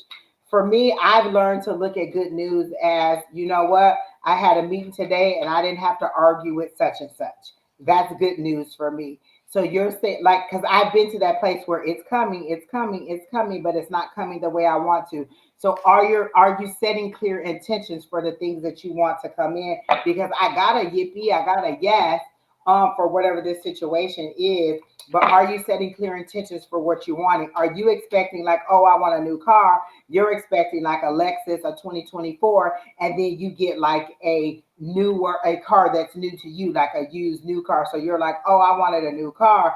That's not the expectation that I had. I expected a brand new car, but I just got a car that was new to me, a used new car. So maybe there's a miscommunication in the expectation because I got the Six of Wands, which is a victory card for me. And Wands is creativity, is passion, but this is victory. This is after. I always like the Six of Wands because it's after the confusion of the Five of Wands. You've been through the struggle. You've been through all the chaos of the Five of Wands and the conflict and the healthy competition or whatever. And this is your victory. So that's what I got. So there is victory coming. But where is the victory you're asking for? Are you asking for the victory or the good news in your career? Are you asking for the victory or the good news in your finances? Are you asking for the victory or the good news in your romantic life?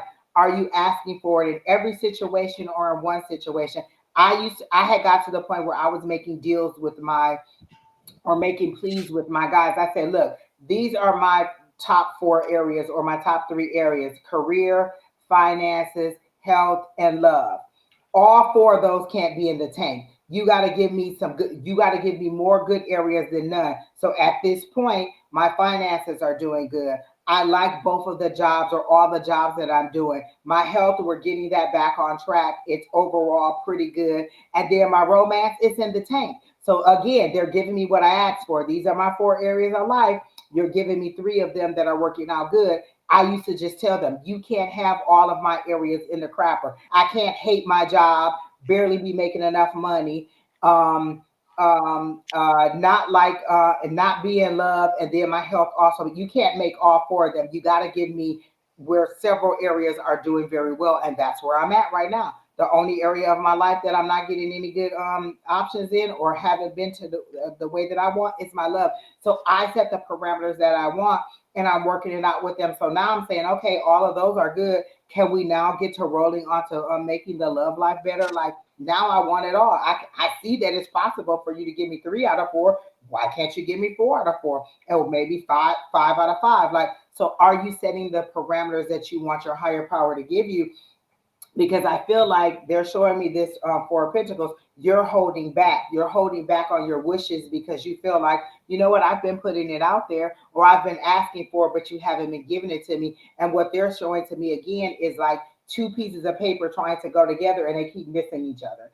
This is what you're asking for. This is what you're giving me, but they're not meeting. They're passing each other by because it's a miscommunication. So they're saying, are you feeling like, are you getting what you want? So you says you're only been focusing on your career. Um, I'm confused and haven't set clear intentions. So then that's what you do. You just set clear intentions, what it is that I want. I told them I want to make this amount of money or more. I want to save this amount of money by the end of the year or more. I want my student loans at a zero balance by the end of the year. I want a new vehicle. And then once I decided which vehicle, because like there was 4 different choices of vehicles that I wanted. I went to Don. Don was, Don knows everything about cars. If you ever have a question, Don is a guru. He's probably had the car that you want, knows all the under the hood stuff. That's why I like going to Don, because he knows all the under the hood stuff. Like I'm just looking at, oh, it's pretty, it's shiny. It's keyless entry and the seats warm up. Don's like, oh no, the engine does this and blah blah blah blah blah blah. All that goes over my head. But if Don says it's good, it's good. So I finally decided what vehicle I want, and now they know what my intention is. I had to set an intention of specificity, not to the point where I have to be so rigid, but to the point where they know what I'm looking for. So in those areas of your life, that's 4 doors that you can open. Career, I want this. Finances, I want this. Love, I want this. Health, I want this. And so as you move into 2024, those are the goals that you set. Even if you have to do a vision board and put it into 4 segments and say, this is what I want, that's what you'll get. Or you can say, by the end of the year, I want to have a job that pays this, or I want an increase in my income to this level, or I want to work remote, or I want this. I do see victory again for you, but you're holding back on what it is that you're asking for, and they want you to be a little bit more forthcoming so that you can get what you want. The overall energy that I got at the bottom was the Queen of Cups.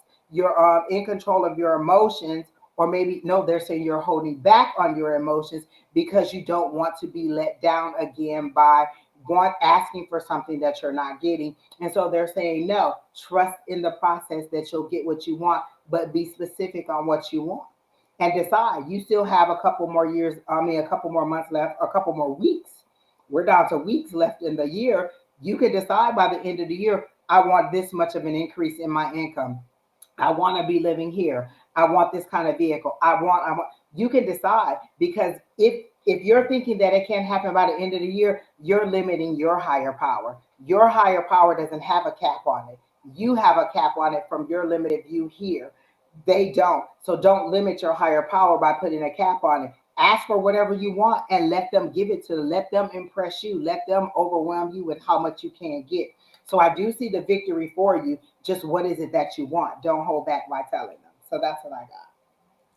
The only thing that I got was additional would be that I felt like I guess the statement, the whatever is no time to slow down. I feel like for some reason you kind of put your car in low gear or something, and you're just kind of, and you're kind of cruising, and you cannot. This is not a time to cruise. This is not a time to slow down. This is a time to keep moving forward, and if anything, more gas, hit it harder. Do you see her Yeah. comment about her Saturn return? No, I didn't. I It's wasn't. exactly what she says. I'm just out of my Saturn return, so my wishes have gone down, probably expecting the worst. And that's exactly what you're saying, Don. She's lowered her gear. Yeah. So you need to step on the gas, not the brake. Keep moving, power through. Get this year behind you. This year has to close in a bang. It is in your best interest, to close the year out on a positive note. And there's nobody else who will do it. You're the only one that can make sure that happens. Don't expect somebody else to do it. Don't expect Spirit to deliver it. They're sending you the message that it's on you and you got to do it. So make sure that you fire up yourself, get through the year, moving forward, and know that the reward's on the other side of the year. So next year. And then what popped out while you were saying that, get fired up, Page of Pentacles, good news coming in, information about financial abundance. I love the Page of Pentacles because it's always good. The card says good news about financial opportunities or something like that. So I feel like that you said you were focusing on your career. Okay, you're focusing on it. Do you know how much money you want to make? Have you told your guys, you know what, by the end of the year, I want to make $100,000? I want to increase my income $30,000 over what I'm making now. I want to get myself out of debt by the end of 2023, or I want to save this amount of money. I want to see this kind of increase. I want to see this opportunity coming up for me. Those are the kind of goals or intentions that you can set, like specific things that aren't like, oh, you know what, I need to have 100,000. Like you don't have to be so rigid, but you can give them an idea. And I always say, or better. I would like to make $30,000 or more over where I'm making now, and then allow them to give you 45 or 50,000. I would like to have a job that is 100% remote where I'm at home all the time so I can do A, B, C, D, and E. Or I would like to have an opportunity where I have opportunities for expansion in my career. So you set the intentions. Stop blaming it on your Saturn return and just go ahead and set the intentions on what it is. And I know how you feel because I've been in that energy. And again, it's all about changing that mindset. You got to that negative mindset over time. You have to try to pull yourself out over time. And it just comes with feeding yourself more positive information, feeding yourself affirmations, listening to those affirmations online. I will tell you all the time, YouTube is a great resource for finding affirmations. I wish Don book was out already. Don, go ahead and pop that book up and show us what it's going to look like. The book is coming out shortly, and it's all about affirmations and the power of affirmations. If I can say one thing that I've gotten from my friendship with Don, is the affirmations, believing in affirmations. I was like, yeah, okay, and then listening to him and Shauna on live, I just tried it out, and right now you couldn't even tell me that an affirmation would work. It would be blasphemy, like telling somebody Jesus ain't real. You know what I'm saying? So that's where I am with affirmations. So you got to feed your mind different things. When I go to sleep now, I don't go to sleep watching the news because I know that the news will make me have dreams about being chased by somebody or arrested or something like that. I feed myself positive affirmations. The one video that I listen to every night says, I am so grateful and thankful that something about I receive multiple streams of income from multiple sources on a continuous basis. And I listen to that. It's an 8-hour loop of him saying that all night while I'm sleeping. When I wake up in the morning, I expect money. I expect bonuses. I expect all kinds of things to come to me. I looked at my check today, and I have always told you guys about the blue rewards that I get at my job. I finally looked at my check stub, and I was like, what is this blue reward here? Every time they gave me a blue reward, it was a little bit of an incentive on my check. I didn't even notice that it was there. It was just another little amount of money that was on there, in addition to me being able to trade in those points for gift certificates.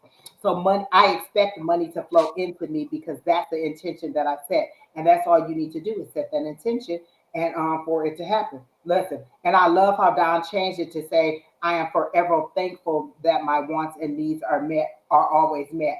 I put that in there every time now. I believe in infinite abundance.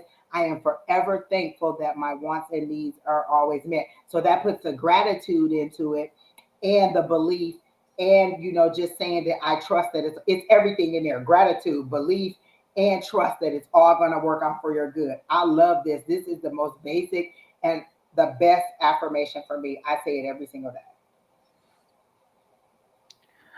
That changed about 2 weeks ago because I was giving a talk. Before I gave a talk, I was putting together some information, and I said, you know what? I realized in my book I talk about gratitude, and yet I realized in my affirmation that I love. The one thing I don't have in that affirmation is gratitude, gratefulness, and gratitude. And if you're asking for the universe to do something for you, make sure you tell the universe, I appreciate the fact that you're helping me. And that's how that came to be for me to tweak that. I needed to add the gratitude, and so that was the thankfulness. Yep. Like I said the other day, I got in my car and it was doing something that I didn't like. I didn't get mad at it and be like, oh my gosh, now it's going to cost me. You know what I said immediately? I am thankful for the new vehicle that the universe is preparing me for. Like if this one is messing up, you definitely have something better for me. I'm not even going to be mad at this. Like or if I get a flat tire, I'm grateful that I have money in my savings account to go ahead and get and replace that tire. I don't get mad at the situation. I give the universe gratitude for knowing, oh, if this is happening, then I know you're working on something else. And so that pre-thankfulness is just like already giving them the the belief that I know that you're working on and that it's going to work out in my favor. Another thing, or the one thing that helped out for me, was the 369 manifestation method. I don't know if the general one is the same as the one that Shauna mentioned, but I did it the way Shauna told me, and don't ask me how because I don't remember it. It was so long ago. But it was a 369 method for manifestation. So look it up. If there's different versions of it, then do whatever version it tells you to do. And I think the way Shauna told me to do is like you write down 3 times what it is you want, and then you write down 6 times the grateful, like being the gratitude for it, and then you write down like maybe 9 times something about receiving it or something like that. It was something like that, but it was 3 different things. It was the 369 method. So you had something that you wanted, you wrote that 3 times, and then 6 times it was like the gratitude of receiving it, and then 9 times I can't remember what that was or something like that. But look up the 369 method. That was the thing that brought me right into it, and you couldn't pull me out of it now if you wanted to. Like I am so into affirmations, and that's just where you need to go. Absolutely. So who is next? Exactly, butterflies, genuine gratitude.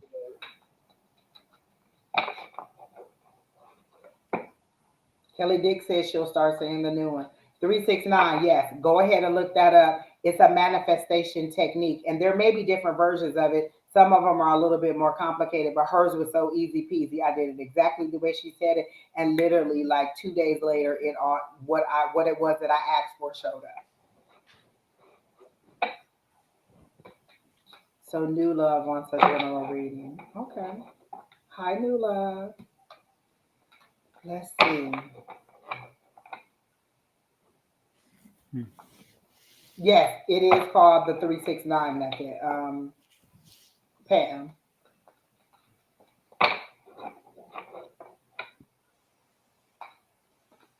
Okay. They keep telling me hope floats. Um, New Love. I keep hearing hope floats. And then I got the Wheel of Fortune. So I feel like things are turning in your favor. Like maybe you've been hoping for something and you're thinking that it's not going to happen. It hasn't come. It hasn't come for you because there's been a delay. Because for me, the page, is it the page? The page of swords is a delay sometimes. Delayed news. It's not necessarily bad news, it's just delayed news. And so I feel like things are turning in your favor, but it's been a little bit delay in getting what you want because I got hope floats. Um, so it feels like maybe whatever it is that you're hoping and wishing for seems just a little bit out of reach, like it's floating away from you, and you feel like you had a balloon in your hand and you let the string go, or the string slipped out of your hand, and now it's floating away. But they're saying there's a delay and it's not a denial. So whatever it is that you're hoping for is going to come from you. Is there some health issue that you're wishing that is going to be restored? Because I heard health care or health issue. So are you feeling like you're hoping that you're going to recover from a health issue? Because I feel like that's a yes, or that's what they're saying to me, is that whatever this condition is or whatever it is that you're going through will improve as time goes on. But you still got to stay in that hope, and it seems to be something drastic. The overall energy at the bottom of the deck again was the world card. I have to cover it up because her little breasts are out. Again, is that transition for me. The world card is travel, is movement. I love movement for you. Wheel of Fortune is movement for me. But this right here is that transition. I always like it because when I see the world card, she has one foot in the old world and one foot into the new world. So she's transitioning into wherever she's going. That's success, that's recognition, that's achievement. You're moving forward into something else. Just continue to believe. Yes, I have sleeping trouble. So I feel like you're going to get the answers that you're seeking. It's just been a little bit delayed. Like I feel like you've gone to doctor after doctor, and you're not going to figure out. You haven't figured out who it was, or you haven't figured out what the right diagnosis is or what the right treatment is, and it's going to come into fruition the way that you want to. But they're saying just ask.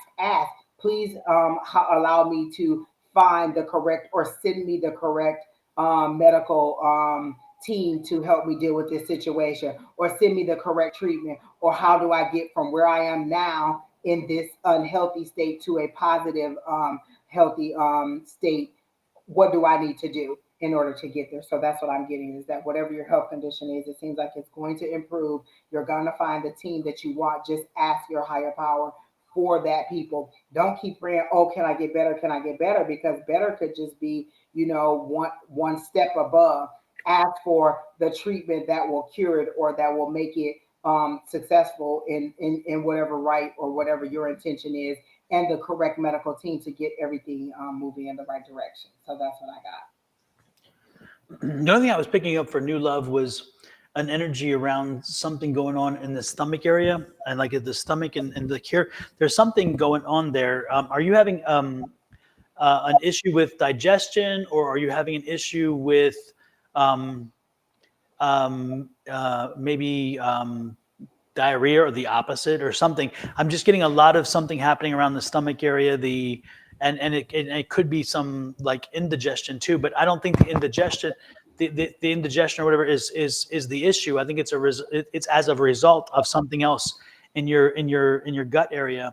Are you are you under care for something like that? You have problems with food. Okay. Yeah. And yeah. And also the, what do you call it? It's not just the food. It's the breaking down of the food in the intestines, I'm guessing is what, and breaking it down in the stomach or whatever. Okay.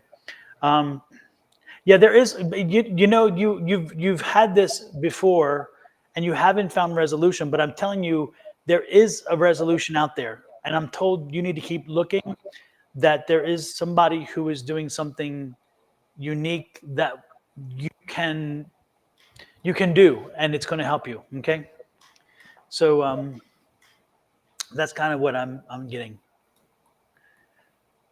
That's yeah. So make sure that you don't stop looking for answers, because again, I think there's a resolution to your problem. I just think you haven't found the right person yet, and that's the thing I would focus on. I would also be looking toward teas, natural teas that focus specifically on digestion and on anti-blockage and stuff like that. That's what I'd be doing.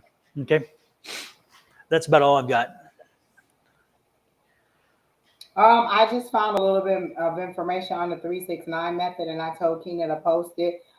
It's sort of kind of the way that uh, Shauna said it to me. I don't know that it was as simplistic as they have it, but as soon as you put in 369 method, there's all different ways that it comes up. But again, all it says is it involves writing down your desired manifestation 3 times in the morning, 6 times during the day, and 9 times in the evening. So that's not quite how I got it. Hers had more like gratitude and desire to it. So I'll have so try to find the one that Shauna did. I'll even try to find the post where she did the 369 method. I told it to I'll have to look at my conversation with Julie, because I think we discussed it, and we even pinpointed the exact video where you and Shauna were live. And so I'll have to go back and see if I can find it. But hers was so simplistic, and it worked out perfectly fine for me. But look it up, and you'll be able to find it. And it's funny, Don, we both came up on the health issue for new love immediately. So I, Hmm. I think things will work out for her. Absolutely, absolutely. And the one thing to folks, the one thing to know when we talk about affirmations and we talk about the 369 method and those things, the biggest and most important key to that is believing what you say. So say it when you mean it when you say it, believe what you're saying is going to happen. If you miss that part of it, if you're just going through a rote process of I believe in infinite abundance, my wants and needs are, it's not going to do anything. You have got to, you must believe it when you say it when you mean it when you say it. And when you do, again, the energy that changes within you changes the environment you're in. So again, that's the key. The second thing is repetition. You got to do it every day. If you do it once and then you don't do it for a few days and so forth, again, you're not putting the work in. It costs you absolutely nothing to do an affirmation. It costs this, but the return can be enormous. And it only costs you 1 or 2 seconds in a day. You have 24 hours and you can't give up 2 seconds. I mean, that's what I'm trying to say. Repetition, And then also meaning it when you say it when you mean it, believe it as you put it out there, and expect and demand that the universe brings it back to you. And you will be surprised how amazingly it does come back to you. But again, if you don't put the work in, don't be pissed at the universe, because the universe is going to say, hey, if you don't work, then why should I? If you don't believe, why should I believe? If you don't care, why should I care? Again, you've got, it starts with you, it ends with you. So that's what I got. That's just the kind of closing the loop there. Who is next? Scenario. Oh yay! I haven't seen her in a long time. I like her. I feel like we've been on this journey about this about being a flight attendant for a long time. And I always feel like Scenaria's question has to do with what with her family, um, some kind of relationship. Like give me advice on this relationship with this person. I feel like I've read on her brother, her mom, and her dad. So all of her questions have to do with relationships. She has a lot going on with family dynamics. Okay, with what my parents communicated to me. Gladys, are you still here? Keena has been trying to reach you and she wants to know if you're here. Gladys Trotter, if you're still here, please chime in and let Keena know. She's tried to ping you online. She um, asked you several times if you're still present. So if you still want your reading, you're coming up next. Are you still here?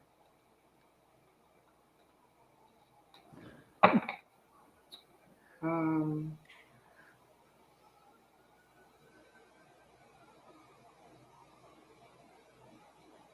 so the question that I'm being asked to ask you, so Gladys says she is here, Keena. She finally answered. Um, you're an adult.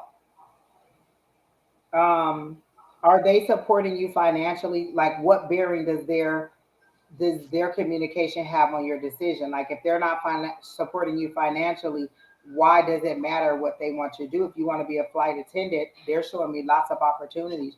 You get to travel, you get to go where you want to, you get to make good money, you get to see the world, you get to meet new people. It's all the things that you want to do. What is the fear that is holding you back? Is what they're asking me. What is the fear that's holding you back? And why are you using whatever your parents said? Why are you letting that discourage you? Again, people tell me all the time that sometimes I'm mean in my readings, I'm aggressive, masculine, all kinds of things come up. I can't let any of those things stop me because they don't know how my guides speak to me. The way that I communicate my readings and the things that are said is how my guides communicated to me. So you thinking that I'm aggressive, or you thinking that I'm mean, or you're thinking that I could say that a little bit softer. My guides have told me, say it the way we tell you to say it, and there'll be no consequence to it. So, what is keeping you um, from moving forward their without what they're saying discouraging you? Like, you let other people overshadow you. It's like your guides tell you one thing, and then you decide, oh, well, somebody else said something else, so they're higher than my guides. So here's your guides right here, or your higher power telling you, and you let everything else everybody else say go over their guides. My guides will look at me clearly and be like, you got a lot of nerve to ask me a question. I give you the answer, and then you go to a lesser authority to confirm something that I said to you. I told you you're going to get a new truck. I told you you're going to get the job. And then you go to the cars. The cars are a lesser authority. You got the answer directly from the higher power, or we told you that you were going to get it. And you let somebody with a lesser authority than your higher power give you enough information. So to you, the people of this world have more bearing on you than your higher power. Like, I feel like we're having this discussion over and over again. I've heard Shauna read you. I've heard you on readings with Don, and they're repeatedly telling you to stand in your power, to listen to your higher self, and you keep coming back asking the same thing. And what they want you to know is, are you going to listen to your higher power, or are you going to give more authority to the people in this world? You can't serve two masters. Who's your higher power? I've had people read me. They are actively reading me, and my God is saying, no, that's not true. They're not correct. that's not the correct information. Like literally in a reading, my God is telling me no. I'm telling you what happened, and what they're saying is not true. You do not have to resonate with that. So what I want to know is, are you going to listen to your higher power, that inner gut feeling, or are you going to keep letting the people of this world overshadow your higher power and rule over your decisions? There's only one person. Nobody's higher than my higher power. If my higher power tells me no, then the answer is no, regardless of if 50 readers tell me yes, or whether it's 50 friends tell me yes. You have to decide where your higher power is in your life. So you're saying that your anxiety is higher than your higher power too. You're saying that your higher power can't relieve your anxiety. You can't go to your higher power and say, look, this is where I am in this ancient state. This is where I am having hard time communicating with you. Can you move me from this ancient state to another place? So you're saying that you're serving a God or a higher power that doesn't have the authority to move you to another level, or to cure you, to make you feel better, or to give you the answers that you need. So what you're serving is a lesser power than the world. I never ever give more power to anything of this world. People will tell me, "Oh, I think somebody's doing such and such to you." No, they're not. And let me tell you why they're not doing it. Because my higher power tells me that I'm protected. My higher power tells me that nothing can hurt me, that they are watching over me. So you can tell me every single day that I'm cursed. You can tell me every single day that somebody's trying to do this, and that to me. I don't believe it, because I know where my higher power stands. And my higher power is here, and everything else is below that. So you are going to give attention to the things that you think are have more authority for you. So if you think that everything that the word that your parents are saying are higher than your higher power, then that's where you're going to believe. That's where you keep having the confusion, is because you want the people of the world who have no authority, who have no knowledge, who have no foresight on what your plans are and why they brought you to this world, to dictate what you should do in life.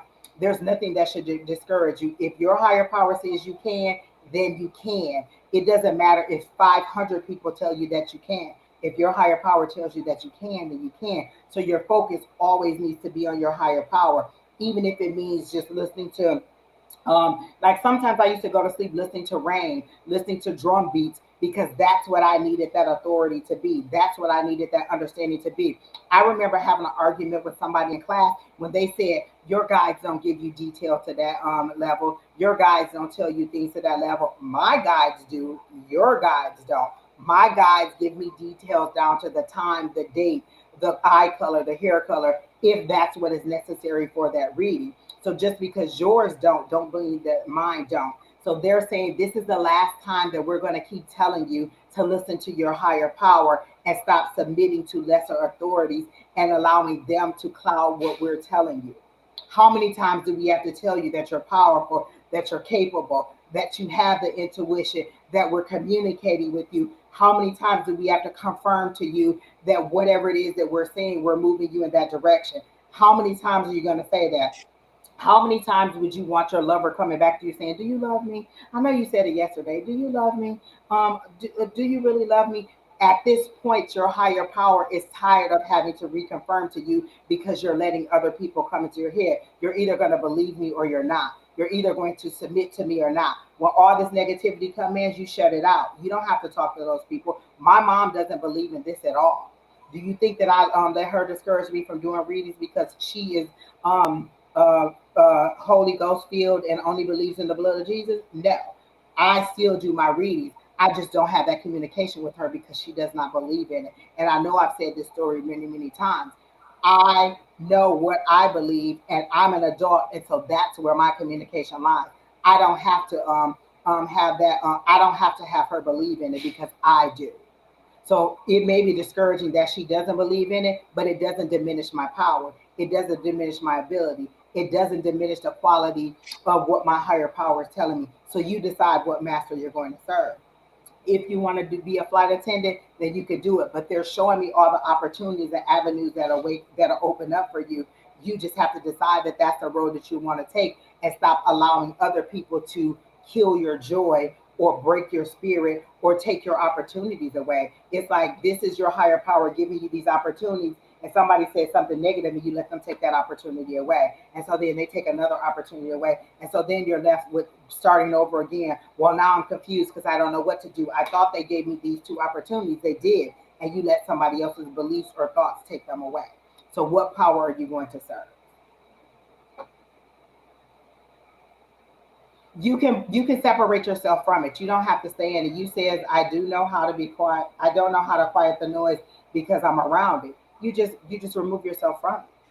When I'm in a chaotic situation, if I don't want to be around it, I don't want to be around it. I have coworkers at work that are gossiping. Yeah, I have to go to work, but I don't have to be in your huddle of gossip.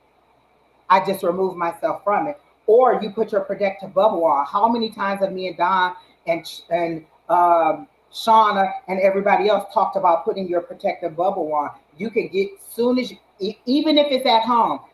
I'm about to go home. They about to be arguing. They about to be fussing. They about to be whatever. Let me go ahead and put that protective bubble over me so that when I come in, I don't hear nothing. I go in my room. I put my headphones on. I don't hear nothing. You decide. What you're giving me is excuses on why you can't do it, and I'm giving you solutions on how to do it. Put your protective bubble on. Put your bracelets on that have the power to repel things. Get you some black obsidian. Get you some tiger's eye. Get you some amethyst that gives you clarity. Do you have any of those crystals? I know we've spoken about them over and over and over again. Shauna has the 1111 intention crystal candles. Did you buy one of those and set your intention for clarity or for whatever it is you want? There's all so many things that you can have that will give you what you want, or you can make excuses for why you can't get to them. It's all about how you want to move forward. It's a co-creation. Your higher power is here.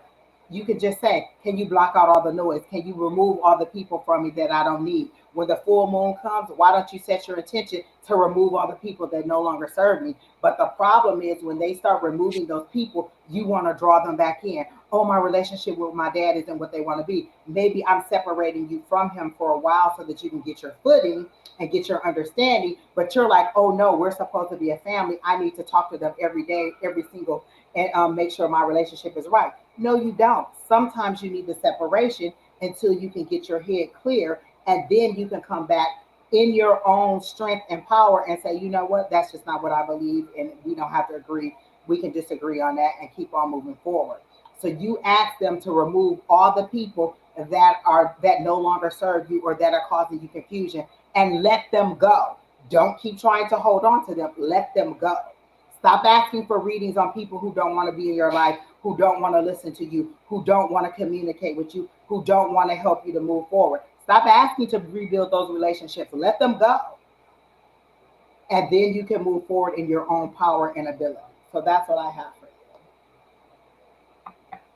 That's all I got in this scenario, and I hope that works out. But I also believe that the flight attendant thing is a good option for you. You just have to move forward with it. And again, you get away. Like if you get the flight attendant job, you can be going all the time. If you live with your family and they're causing you the chaos, you get the flight attendant job, you're going all the time. You can take flights to wherever you want, whenever you want, as many times as you want, stay in whatever hotel you want. And that's how you get your separation. You have to be creative in how you get the separation that you want. So that's what I got for you. Oh, and one last thing. I remember Levita telling us we could take like a crystal and set it in a corner and put the negative people in that crystal. Like, oh, this is a waiting room I take my little crystal and I say, oh, this is the waiting room for people that are not serving me any longer. This person is causing me confusion. I'm gonna go ahead and put that person in this little room and just set them in there and let them sit in there. And you don't have to do anything. Just set them in there and get them out of your life.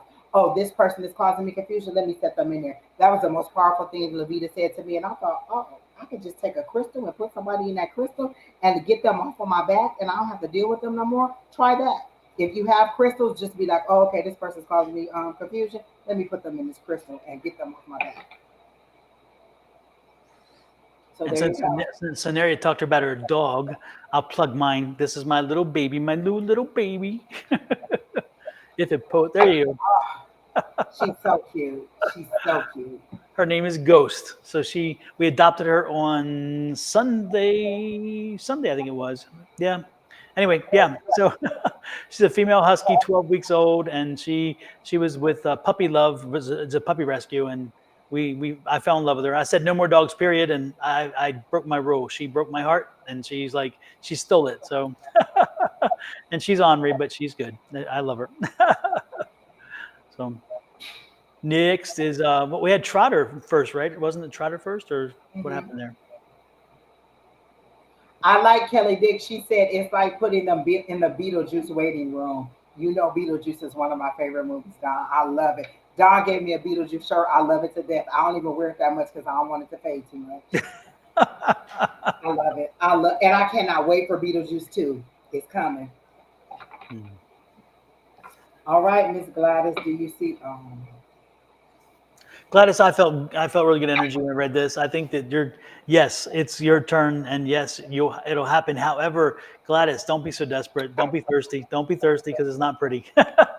Just go out there, enjoy life, and let this situation arise on its own. Do not be desperate. Do not be trying to make it happen. And again, this will find its way to you. This is not meant for you to. Again, the person is there, and the situation will arise where you come together to meet each other. But I don't see a dating situation. I don't see an online dating situation. None of those things. That's not how this is going to happen. This is going to happen by a circumstance where you're brought together and you meet and then you talk and all of a sudden something happens, and this is going to be good for you. This will, I can't say this is Mr. Right, but it could be Mr. Right now, that's for sure.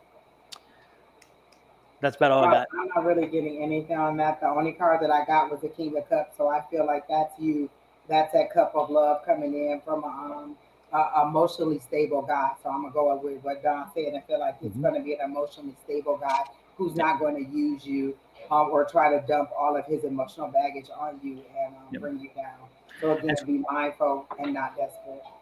yeah, and it's going to be April or May time frame. By the way, I don't see it not at the beginning of the year. April or May is somewhere around that time frame, before summer, but not in the beginning, but before summer. Next. Okay. All right, Auntie April.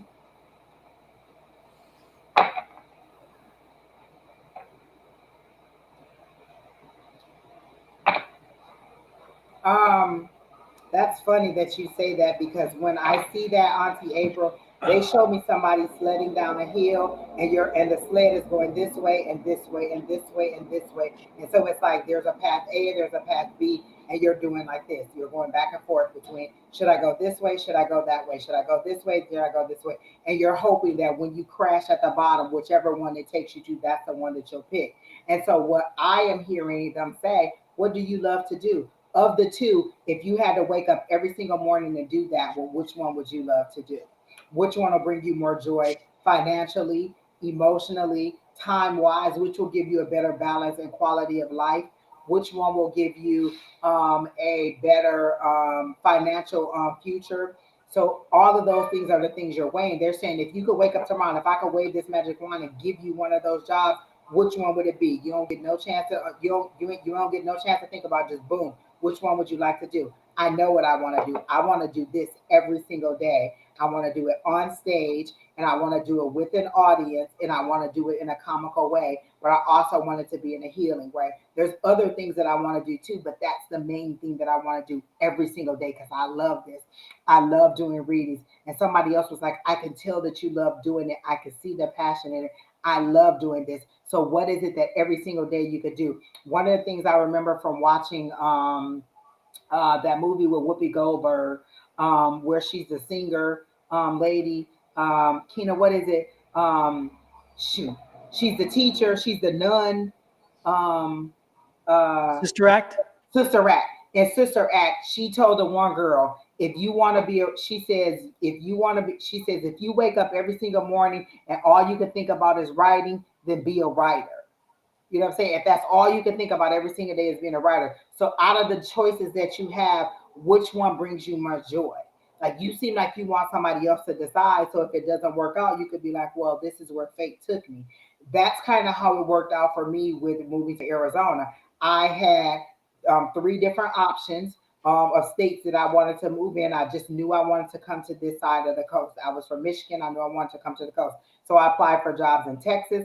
I applied for jobs in Nevada, and I applied for jobs in Arizona. I got three job offers in Arizona, before, and I didn't get any other offers anyway. So I let fate decide it that way, and I moved forward with it. I didn't question. I just went ahead with it, and it was the best opportunity that I could have ever had. It was the best decision that I could have had. And so you can either let fate do it that way, just start applying to the states or the opportunities that you want, and then whichever one comes up that you like, that's the one you take, or the one that comes up first, that's the one you take. Or you can decide, what is it that I like? Because it took me a long time to get to the place of the things that I like. I had a lot of jobs in between the time that I moved here in the last 15 years that I did not like. And now I'm getting to a place where I like both of the jobs that I do, plus this, plus all the other stuff that I do. So what is it that you most definitely like and want to do? So that's the best advice I have for you regarding trying to figure out your career path. I'm getting not a zilch, no energy. Sorry, I'm not picking anything up that would help to get me even going. I just feel like, yeah, no, I just, She doesn't want to make the decision. They're showing me the two of swords, which is a stalemate. It's like these are the opportunities before you, and you're covering your eyes so you don't have to decide. If you really don't want to make the choice and you're really that confused, put the opportunities in a hat, put them on a piece of paper, fold up a piece of paper, put them in a hat, shake it up, pull one out, and whichever one comes out, that's what you take. you know, Auntie April, I did see um, where you said, I was just reading back through some of the messages because I missed them about the spiritual business. I don't feel you have a passion for that. I think you have a fascination with it, but I don't think you have a passion. And if you're going to start your own business, if you don't have a passion for something, don't go there. You have, if you're going to start your own business, you have got to be passionate because your business will be your life for the next year or two until you really get it going. And so you're going to be eating, sleeping, and drinking that job. You're going to be every minute of every day with that job. So again, I would strongly suggest that if I'm sensing what I'm sensing, and that is you don't have a passion for it, you just think it'd be kind of interesting, then don't do this. Don't go there because that will lead you to failure and frustration. And if you're looking for success, then you need to find something that again you are passionate about if you're going to own your business. Because again, when you are a business owner, you live your business 365 for the first 2 or 3 years to get it to a point where it can sustain on its own. And believe me, it'll wear you out, drive you down, and make you wish you had never done it. And that's why you have to love it, because the love and the passion for it will save your ass when you're frustrated and saying, what did I do? And the money isn't coming in the way you want it to come in. Like I said, Exactly. I love doing this every single day. So in addition to my other two corporate jobs, I do this until it makes the money that I wanted to make.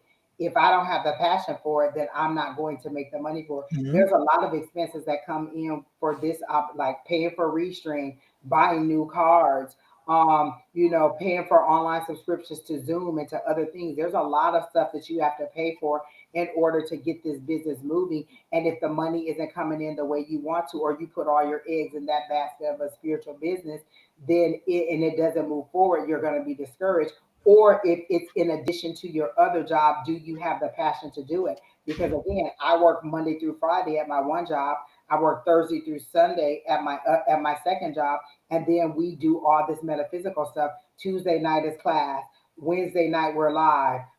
Sunday I'm live, and then sometimes Monday nights there's class too. So are you dedicated and you enjoy it to that level that you're ready to put in that level of dedication in addition to everything else that you're doing? So that's all I have for you. But again, I don't get the feeling that she wants to do the spiritual thing to that level either, or to that level of dedication. Because once people start irritating you, if you don't love it, you're gonna be like, to hell with it. Oh yeah, cut and run quick. Run to the door, I assure you. And while you're at it, run to the buttons and hit that like, share, subscribe, and follow button, people.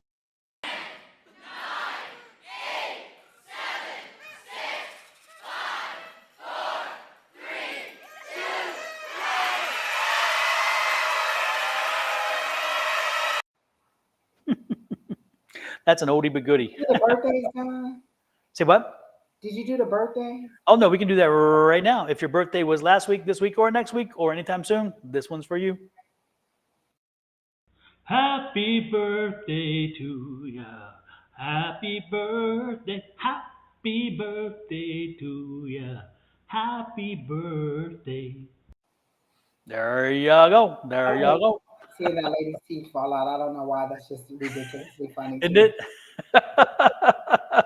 And she's enjoying it too. She laughs at herself. I love that about it is when it happens, she laughs as much as everybody else does. So she's not like Like she's not a fuddy duddy. exactly. She knows Oh, when she can make it I don't funny. know why this came up to me. Maybe it's because we're talking about the. Did you see that Trump's sister passed away today I did yesterday. Yesterday, or yeah, yesterday? She was like 85 or something like that. 86, and she was a Oh yeah. judge. She was actually a judge. Yeah, yeah. She was the bright one. I was gonna say there. Like, I'm done. You took the words right out of my mouth. I was like, there were smart people in this family. That is so mean to say. Lord help the child. Yes, no, and yeah, she is. Yeah, she was a judge. She was a judge, and I did she was not know considered very, that. very, very a very good judge. Yeah, very, very straight down the thing judge. Oh wow, that's good. Yeah, yeah, Maybe she should have ran for president. yeah, maybe so. Right, Tina, exactly. Yep, yep. We lose the Kelly, good don't ones. laugh at us. Yes, you do. Laugh at us. Exactly. We lose the good ones and we keep the rotten oranges, if you know what I'm Exactly. saying. Rotten apples just keep on making it horrible for everybody. Lord help the child. Oh Okay, Libby, Lord, gonna get me in oh, trouble. I You got know, you. get me And down that road. I think of our Libby and uh, what my spiritual gifts are developing. Libby, if you have spiritual gifts, which it sounds like you know you do, then then why aren't you using them and connecting to your own spirit guides and your own gatekeeper and your own higher power? You know these answers. You know your answers. I mean, I don't understand. I guess I don't understand the question because again, I don't have to go to anybody else to figure out where I'm weak and where I'm strong and what's happening. I don't have to go, and nobody else. Even when I was a baby and new at this, I didn't have to because I knew I know the answers. I knew the answers. I knew what I needed to do to develop one area. I knew if one area was overdriving another, what I would need to do.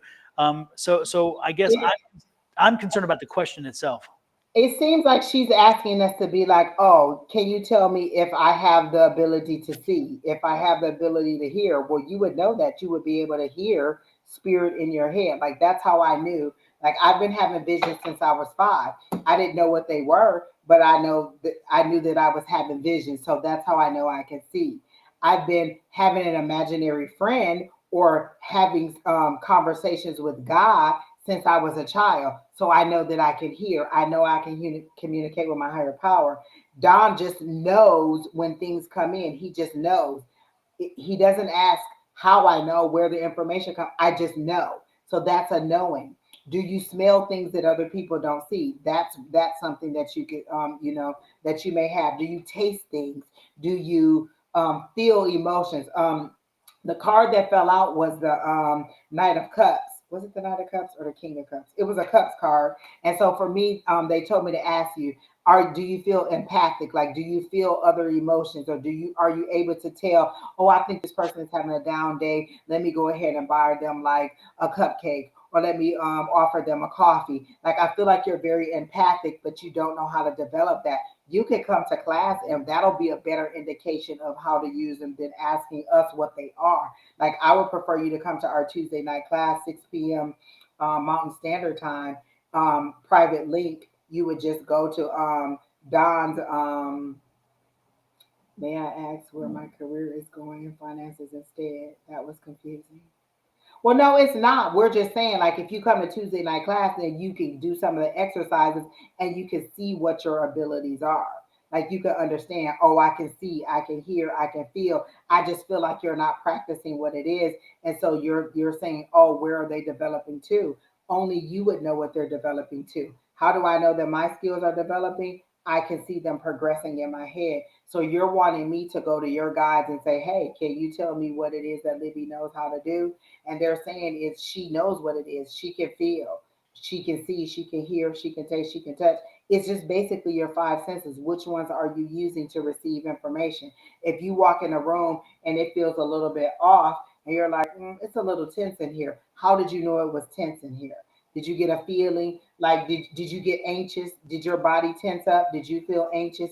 Did you look around and see on everybody's face that there was a look of confusion? Did you hear something and be like, it's tense in here? Like, how did you understand that everybody in the room was tense, or that there was something going on that you didn't know about when you were in there? So that's what they're saying. How do you receive information? That's all they want to know. And so just come to the Tuesday night class and we can help you in that way. Regarding your career and finances,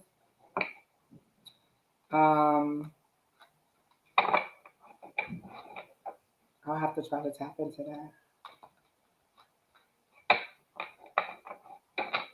I see money going down the drain. Literally, they're showing me like dollars going down the drain. So you're losing money. I feel like more money's being, and they're not making it seem like it's being spent on like necessary things, rent. Like it could be being spent on bills, but they're making it seem like it's going down a drain. You're kind of a little bit wasteful, like maybe 3 or 4 Starbucks a week. And I'm not saying that these are the things that you're doing, but you're spending a little bit more than you're bringing in, and you're not being mindful of where it's being spent. And if you would just kind of look at your research, be like, okay, I bought 3 Starbucks this week. I went out to eat 3 times this week. I bought groceries, but I also did blah, blah, blah. You can see where your money's going down the drain at, because that's how they're showing me that your finances are going down the drain, and you need to get a little, and like they're saying, you need to pull the stopper and stop the money from going down the drain. But then they show me your eyes. You need to see that you need to put a stopper on it, and you need to see, because they're saying that they're showing me that you have more than enough, or you at least have enough to make your ends meet, or you have enough to put yourself in a better financial situation. You're just not mindful of where all of your money is going, and you need to be a little bit more aware of where things are going. They're showing me, and not necessarily frivolous things, but you're spending a lot more on your wants than your needs, or you're spending in addition. You're spending too much on your wants when you could cut back on your wants. Your needs you have to pay for, but your wants you may need to cut back a little bit more on, until you get your finances in order. But that's what I got for her finances.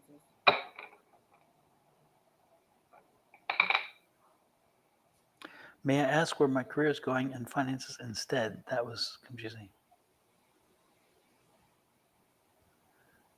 The class is on Zoom, Libby. The email address that Don just put up, you email and say, I want to attend class. And then on Tuesdays, Don sends out a private link. It's a private link, invitation only. And you're admitted to the class. We don't record anything. And we just kind of, everything that we do stays in the classroom or whatever. And we practice, and we just help each other to expand on our abilities. Libby, I'm going to go back just so again, looping back to where I started. Again, you have to have if you are looking at doing anything and you don't have the passion for it, you are not going to maximize your benefit from it. And so when you ask about your career going, your finances, and however you want to put it, you can rephrase it, whatever. But if you don't have a passion for it, do not be surprised if it is not productive as you had hoped it would be. So when you go looking for something else, if you go looking for something else, make sure that you're chasing something you have passion for, because be wanting the money that it could generate is not enough. Wanting the notoriety could bring you is not enough. Wanting whatever is not enough. If you don't have the passion, you will not sustain yourself long enough to get over the build up, the ramp up to be a successful business person in whatever field you choose. And that's where I'm going to leave it at that. Again, remember, follow the passion. The rest will fall into place. I truly, truly believe it. And that's kind of what I'm getting for you. So there you That makes so much sense, Don. I got the judgment card, and I can't show it to you because all these people are naked, and But that's you not answering to your calling. This is your archangel Gabriel calling you, blowing the trumpet for you to come, and you're not leaning into your passion. Just like Don said, if you don't lean into your passion, you're not going to get it. This is the Queen of Wands. She's capable of taking care of the household. She's capable of taking care of her career, her family, her finances, everything. So you have this ability, but you're not answering to your true calling. So until you find your passion, or until you answer to your passion, I think you know what it is. You're just not answering into it. Until you do, you're not going to find the success that you're looking go. for. I believe it. So that's I that's believe what it I'm thinking. 100%. Yep. All right, Keena, who's next?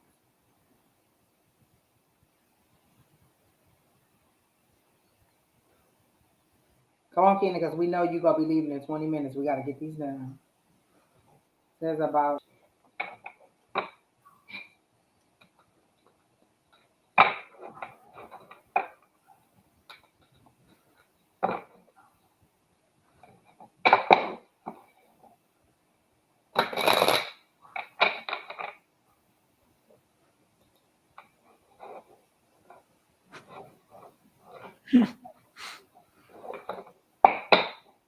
all right, let me pull some cards on your love life.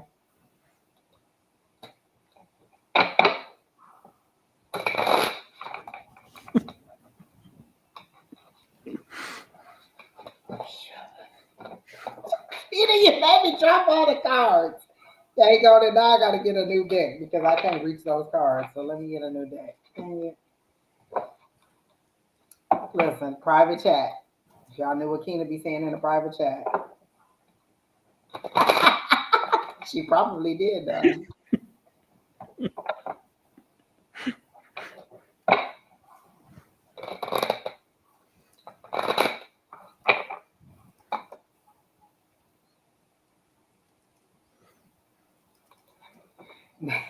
Natalie said we probably saw something of a spirit that made us laugh. No, Keena behind the scenes. Private chat. We used to talk about the private chat all the time. Um, Lord have mercy. Don, if you have anything, I don't know. I'm gonna have to for real go for the cards because I'm just,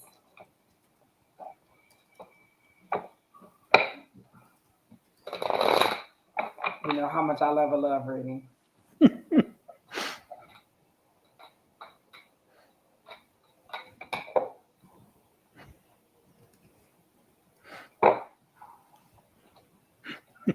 Too true. Too true, Kina. Too true. True. True. So for your love, who is it? Butterfly.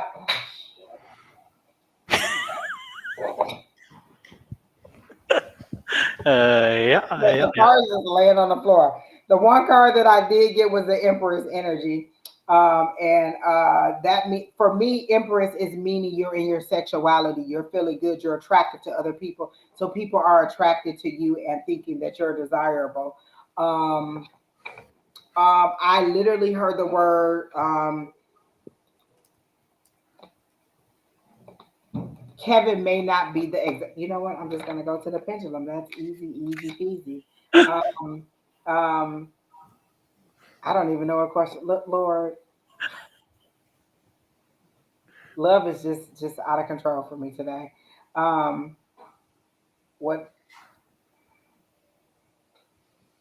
I don't think that he's the one. I don't think that he's the forever one. He's just maybe something for. He's here for a good time, not a long time. How about that?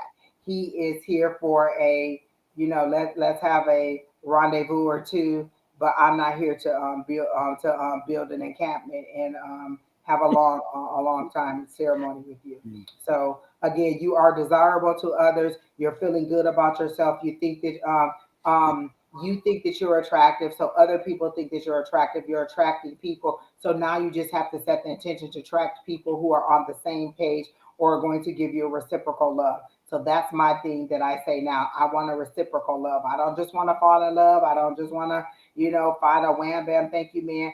You need to find a reciprocal love. And so I don't get that he's your forever. I do get that you're attractive and that you are what people are looking for because you have that mindset that you're attractive. But I just don't see that he's your forever. So enjoy the time that you have with him. I see that he may take you through the end of the year, but in January, I see scissors, so it's for me that's cutting the cord or cutting it off or it being done, and you just don't think of it as a negative of a negative situation, just a lesson learned or opportunity that you have with love, or to give you whatever it is that you're desiring or needing now, and then just kind of shape your intentions. This is the new moon. Shape your intentions for what kind of love you want moving forward. Is this a person that is really fulfilling your desires? Like, tall, short, funny, athletic, business focus, family focus, marriage focus? Is he filling all of those boxes, or is he just somebody who contacted you and you just said, okay, well, why not? The last time I said, okay, well, why not? It took me 3 months to tell him I didn't like him because he was short, because he wasn't tall like I wanted, and I should have stuck with my guns and not dated somebody that was short. And so it took me 3 months to tell him that I didn't like him. So, is this a person that is checking all your boxes? That's what you need to be. And do you even know what your boxes are there to be checked? That's the thing that you need to know. Do I have boxes, and is he checking them? So there you go. Tina. A long time ago, I gave up boxes, so I don't even. I don't go there. So good luck with you, butterflies. Butterflies again. I think the same way. I don't think he may be Mr. Right now, but he's not Mr. Right. So good luck with that. But I feel like you kind of got that when you ask. Like usually when you come here and ask, you already have intuition. Lean into that gut feeling. It's there Yep. for a reason. If you're having apprehension, you know you can ask your guides. You can be like, why am I feeling this way? Explain to me. Give me some confirmation as to why am I feeling this way. Show me that this is the reason that why I'm having this apprehension, or cure me of this apprehension. Like, am I having it because I just had a bad experience in love and I'm just jaded? Or is it because there is some true red flags? Don't make the red flags pink. A lot of times we'll see something. Oh, he's overly aggressive. Oh, he's disrespectful of my time. He's always texting me at 11 o'clock at night, asking me what I'm doing. Those are red flags. And then we turn them pink by saying, "Oh, well, it's okay. I can just tell him I'm sleeping," and blah blah blah. And then it keeps escalating. And now he's calling you at 12 o'clock, or he's trying to come over late at night because you didn't shut it down when he was texting you at 11 o'clock. So you decide, don't turn your red flags pink. So that's what I got. Next.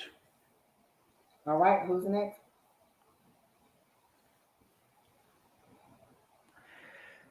We didn't do this first.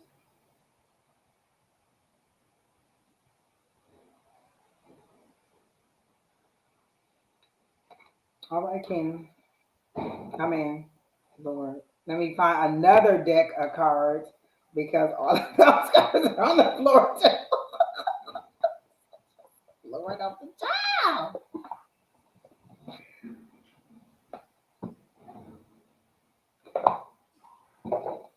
All right, let's see. Crystal, laugh a little more. Laugh a little more. Spend a little less, and make the changes that you need to make. And when you do that, your life is going to get much better. But you sitting and waiting for it to happen is not going to make it happen. So you've got to take the steps to do it. It's on you. So whatever you feel you need to make a change about, you need to do it. And it's just very fluid at this point, so you can easily do it. Okay, and you have to have faith that it's going to work out. So don't expect it. Don't poo-poo it. Just make the change and set it to motion. And again, it's a new way of thinking, a new way of doing it. Okay, and ultimately, it'll feed to your higher power and your happiness. That's what I'm getting for you. Again, step up, step up, step up. That makes sense, Don, because they're telling me to tell her to, and this is the word they use, shut up. Like it's like there's a whole group of people and you stand up and you're yelling and screaming, you're having a conflict with somebody, and I can hear spirits saying really loudly, shut up. Just sit and allow them to talk. You don't have to argue back and forth with them. Let it go. You don't have to prove your point. You don't have to make these people believe what you believe. You can just sit there and be mindful of your beliefs and move on. And so what I got was they're trying to take you from the chaos to the calm. You're in a chaotic situation, or you're allowing yourself to be put in drama filled situations. And they're saying, you don't have to. Just sit back and observe. You don't have to argue. You don't have to fuss. You don't have to fight. Move yourself to these calmer waters and let it go. And then what do I get? The Queen of Cups, more water, moving you to a calmer space, a more controlled emotional space. Because I feel like when you're really passionate about something with people, your mouth can be a little bit of a sailor.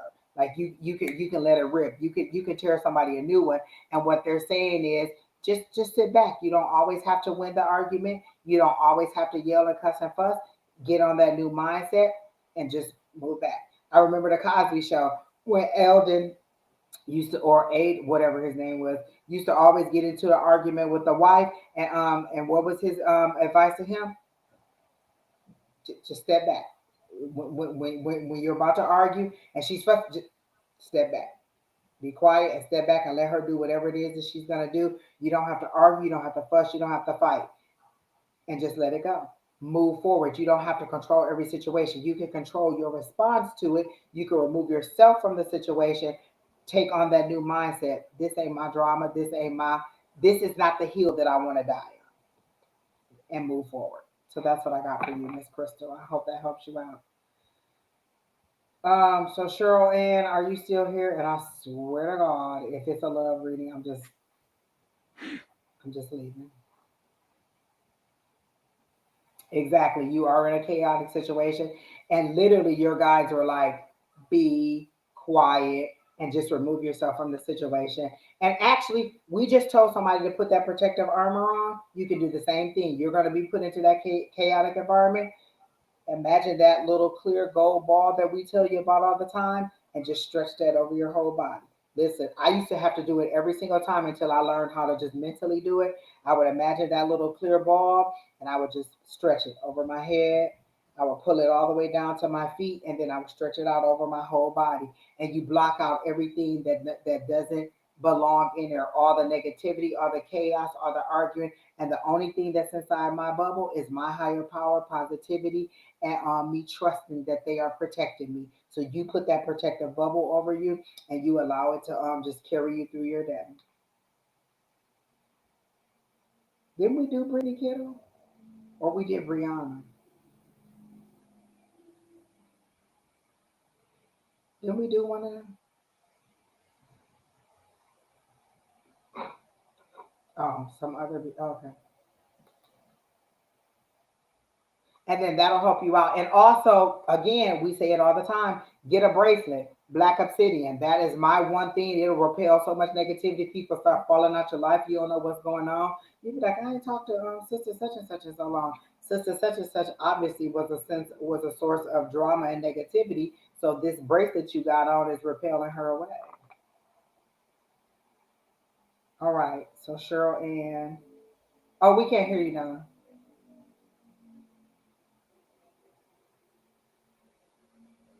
No. We see the mic, but we can't hear you. I'm like, what is Don saying? Am I talking over him?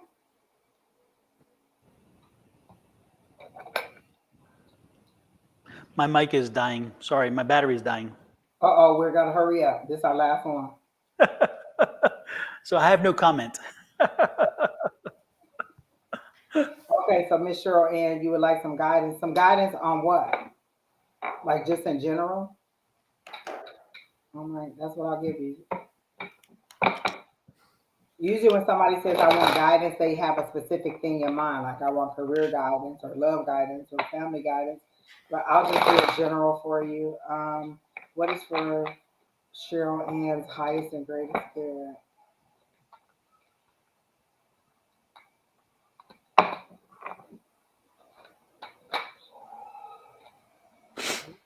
They're telling me to go ahead and take those. I wasn't going to take them because it was three cards in a row, but they're telling me to take it. Oh, I like these.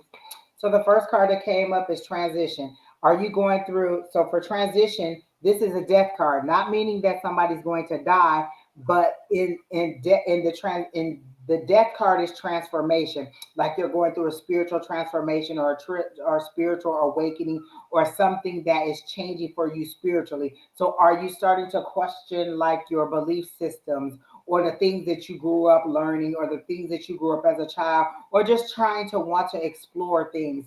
So I feel like you're going through that kind of spiritual awakening or a spiritual transformation where you're wanting to know different things or you're wanting to explore different options, like maybe tarot is new for you, maybe psychic readings are new for you, and you're questioning whether you should go along this road or if you should stay with your traditional. The one thing I've told people over the last couple of months is one doesn't diminish the other. Studying Muslim is studying Islam or Muslim or any of those kind of faiths does not diminish being a Baptist or a Catholic. It's just more information that you learn, and you'll find more similarities than you'll find differences among the two.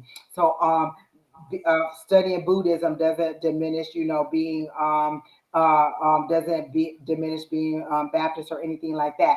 They enhance it. So that's one thing spirituality did for me. It's helped me to explore and expand the things that I learned. So I feel like this transformation that you're going through is a mind, body, spirit thing, but it's mostly the spirit. If you can get your spirit in there and you can allow your higher power to talk to you and communicate to you in more than one way, or in all the ways that they're trying to reach you, you will be able to advance forward in your spiritual journey and not your religious journey. Your religious journey may stop you, but your spiritual journey will expand to you and allow you to communicate more one on one and to receive the clarity that you need.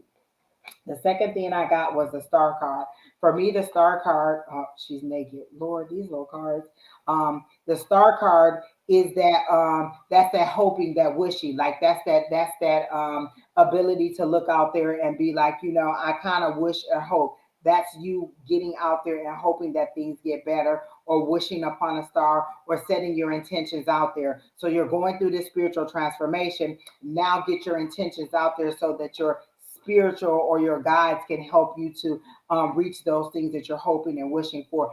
Set your intentions. This is the new moon that was just on the 13th. You can go ahead and set your intentions for the things that you want to come to fruition by the full moon or by the end of the year. So go ahead and set your desires forward. That guidance that you need is on being open to the awakening that you're going through, and not trying to discredit it. There's a lady online named Christine Lopes, Lopes.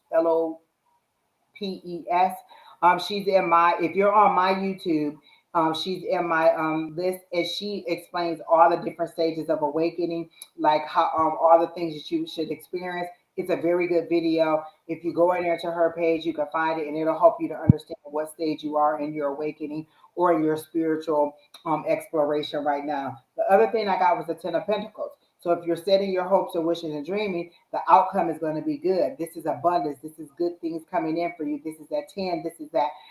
This is your blessings. I like Pentacles because it's blessings. It's earthly things. It's you seeing confirmation of things that you're asking for. So I asked for this. My intention was this, and then here's the fruition of it, me having it. So they're saying you can set some goals that you want by the end of 2023 and see them come to fruition by the end of the year. You just have to set the intention for what you want and lean into that gut feeling, lean into that intuition, and stop doubting it. Just go ahead and move forward on it, and just continue to explore and not be afraid that it's going to lead you down the wrong path. So that's what I got for you.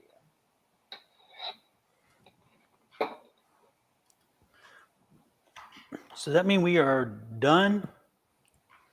Can you hear me? Yes, we can hear Oh, you. good, good, good. We are done, and I'm still very much saving the battery. So if it doesn't cut off before I'm out of here, if it does, you'll know why I'm silent again, but my mouth is moving. So, well, it was good readings tonight. Good. Thanks, folks, for popping in and giving us the energy to be able to feed good readings. Thank you, Angie, for popping in. Thank you, Kina, by the way, for popping in and running the show, which was nice. So and again, we'll be back on. I'll be back on tomorrow morning, 7 a.m. Central Standard Time. And Angie, you come back on Sunday, or what's up? I'll be back Sunday with Sherry Berry. All Yes, I right, should all be right. back. So And we'll that be time back is about what time, Angie?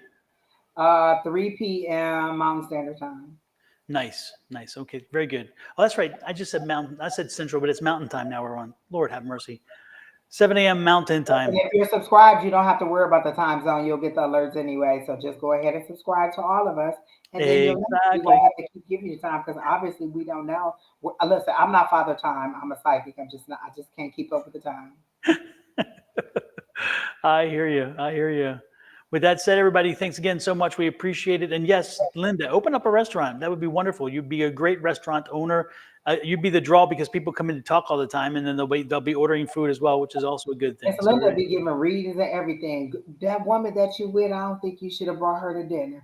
I think you need to go back to such and such. Miss Linda, I just love talking to you. I just love when you're around. And I just love having you in the chat. You always give wide-eyed optimism and keep all these people right on track because you have so much experience and they don't know how much you know, and you really give it to them the way they needed to get it.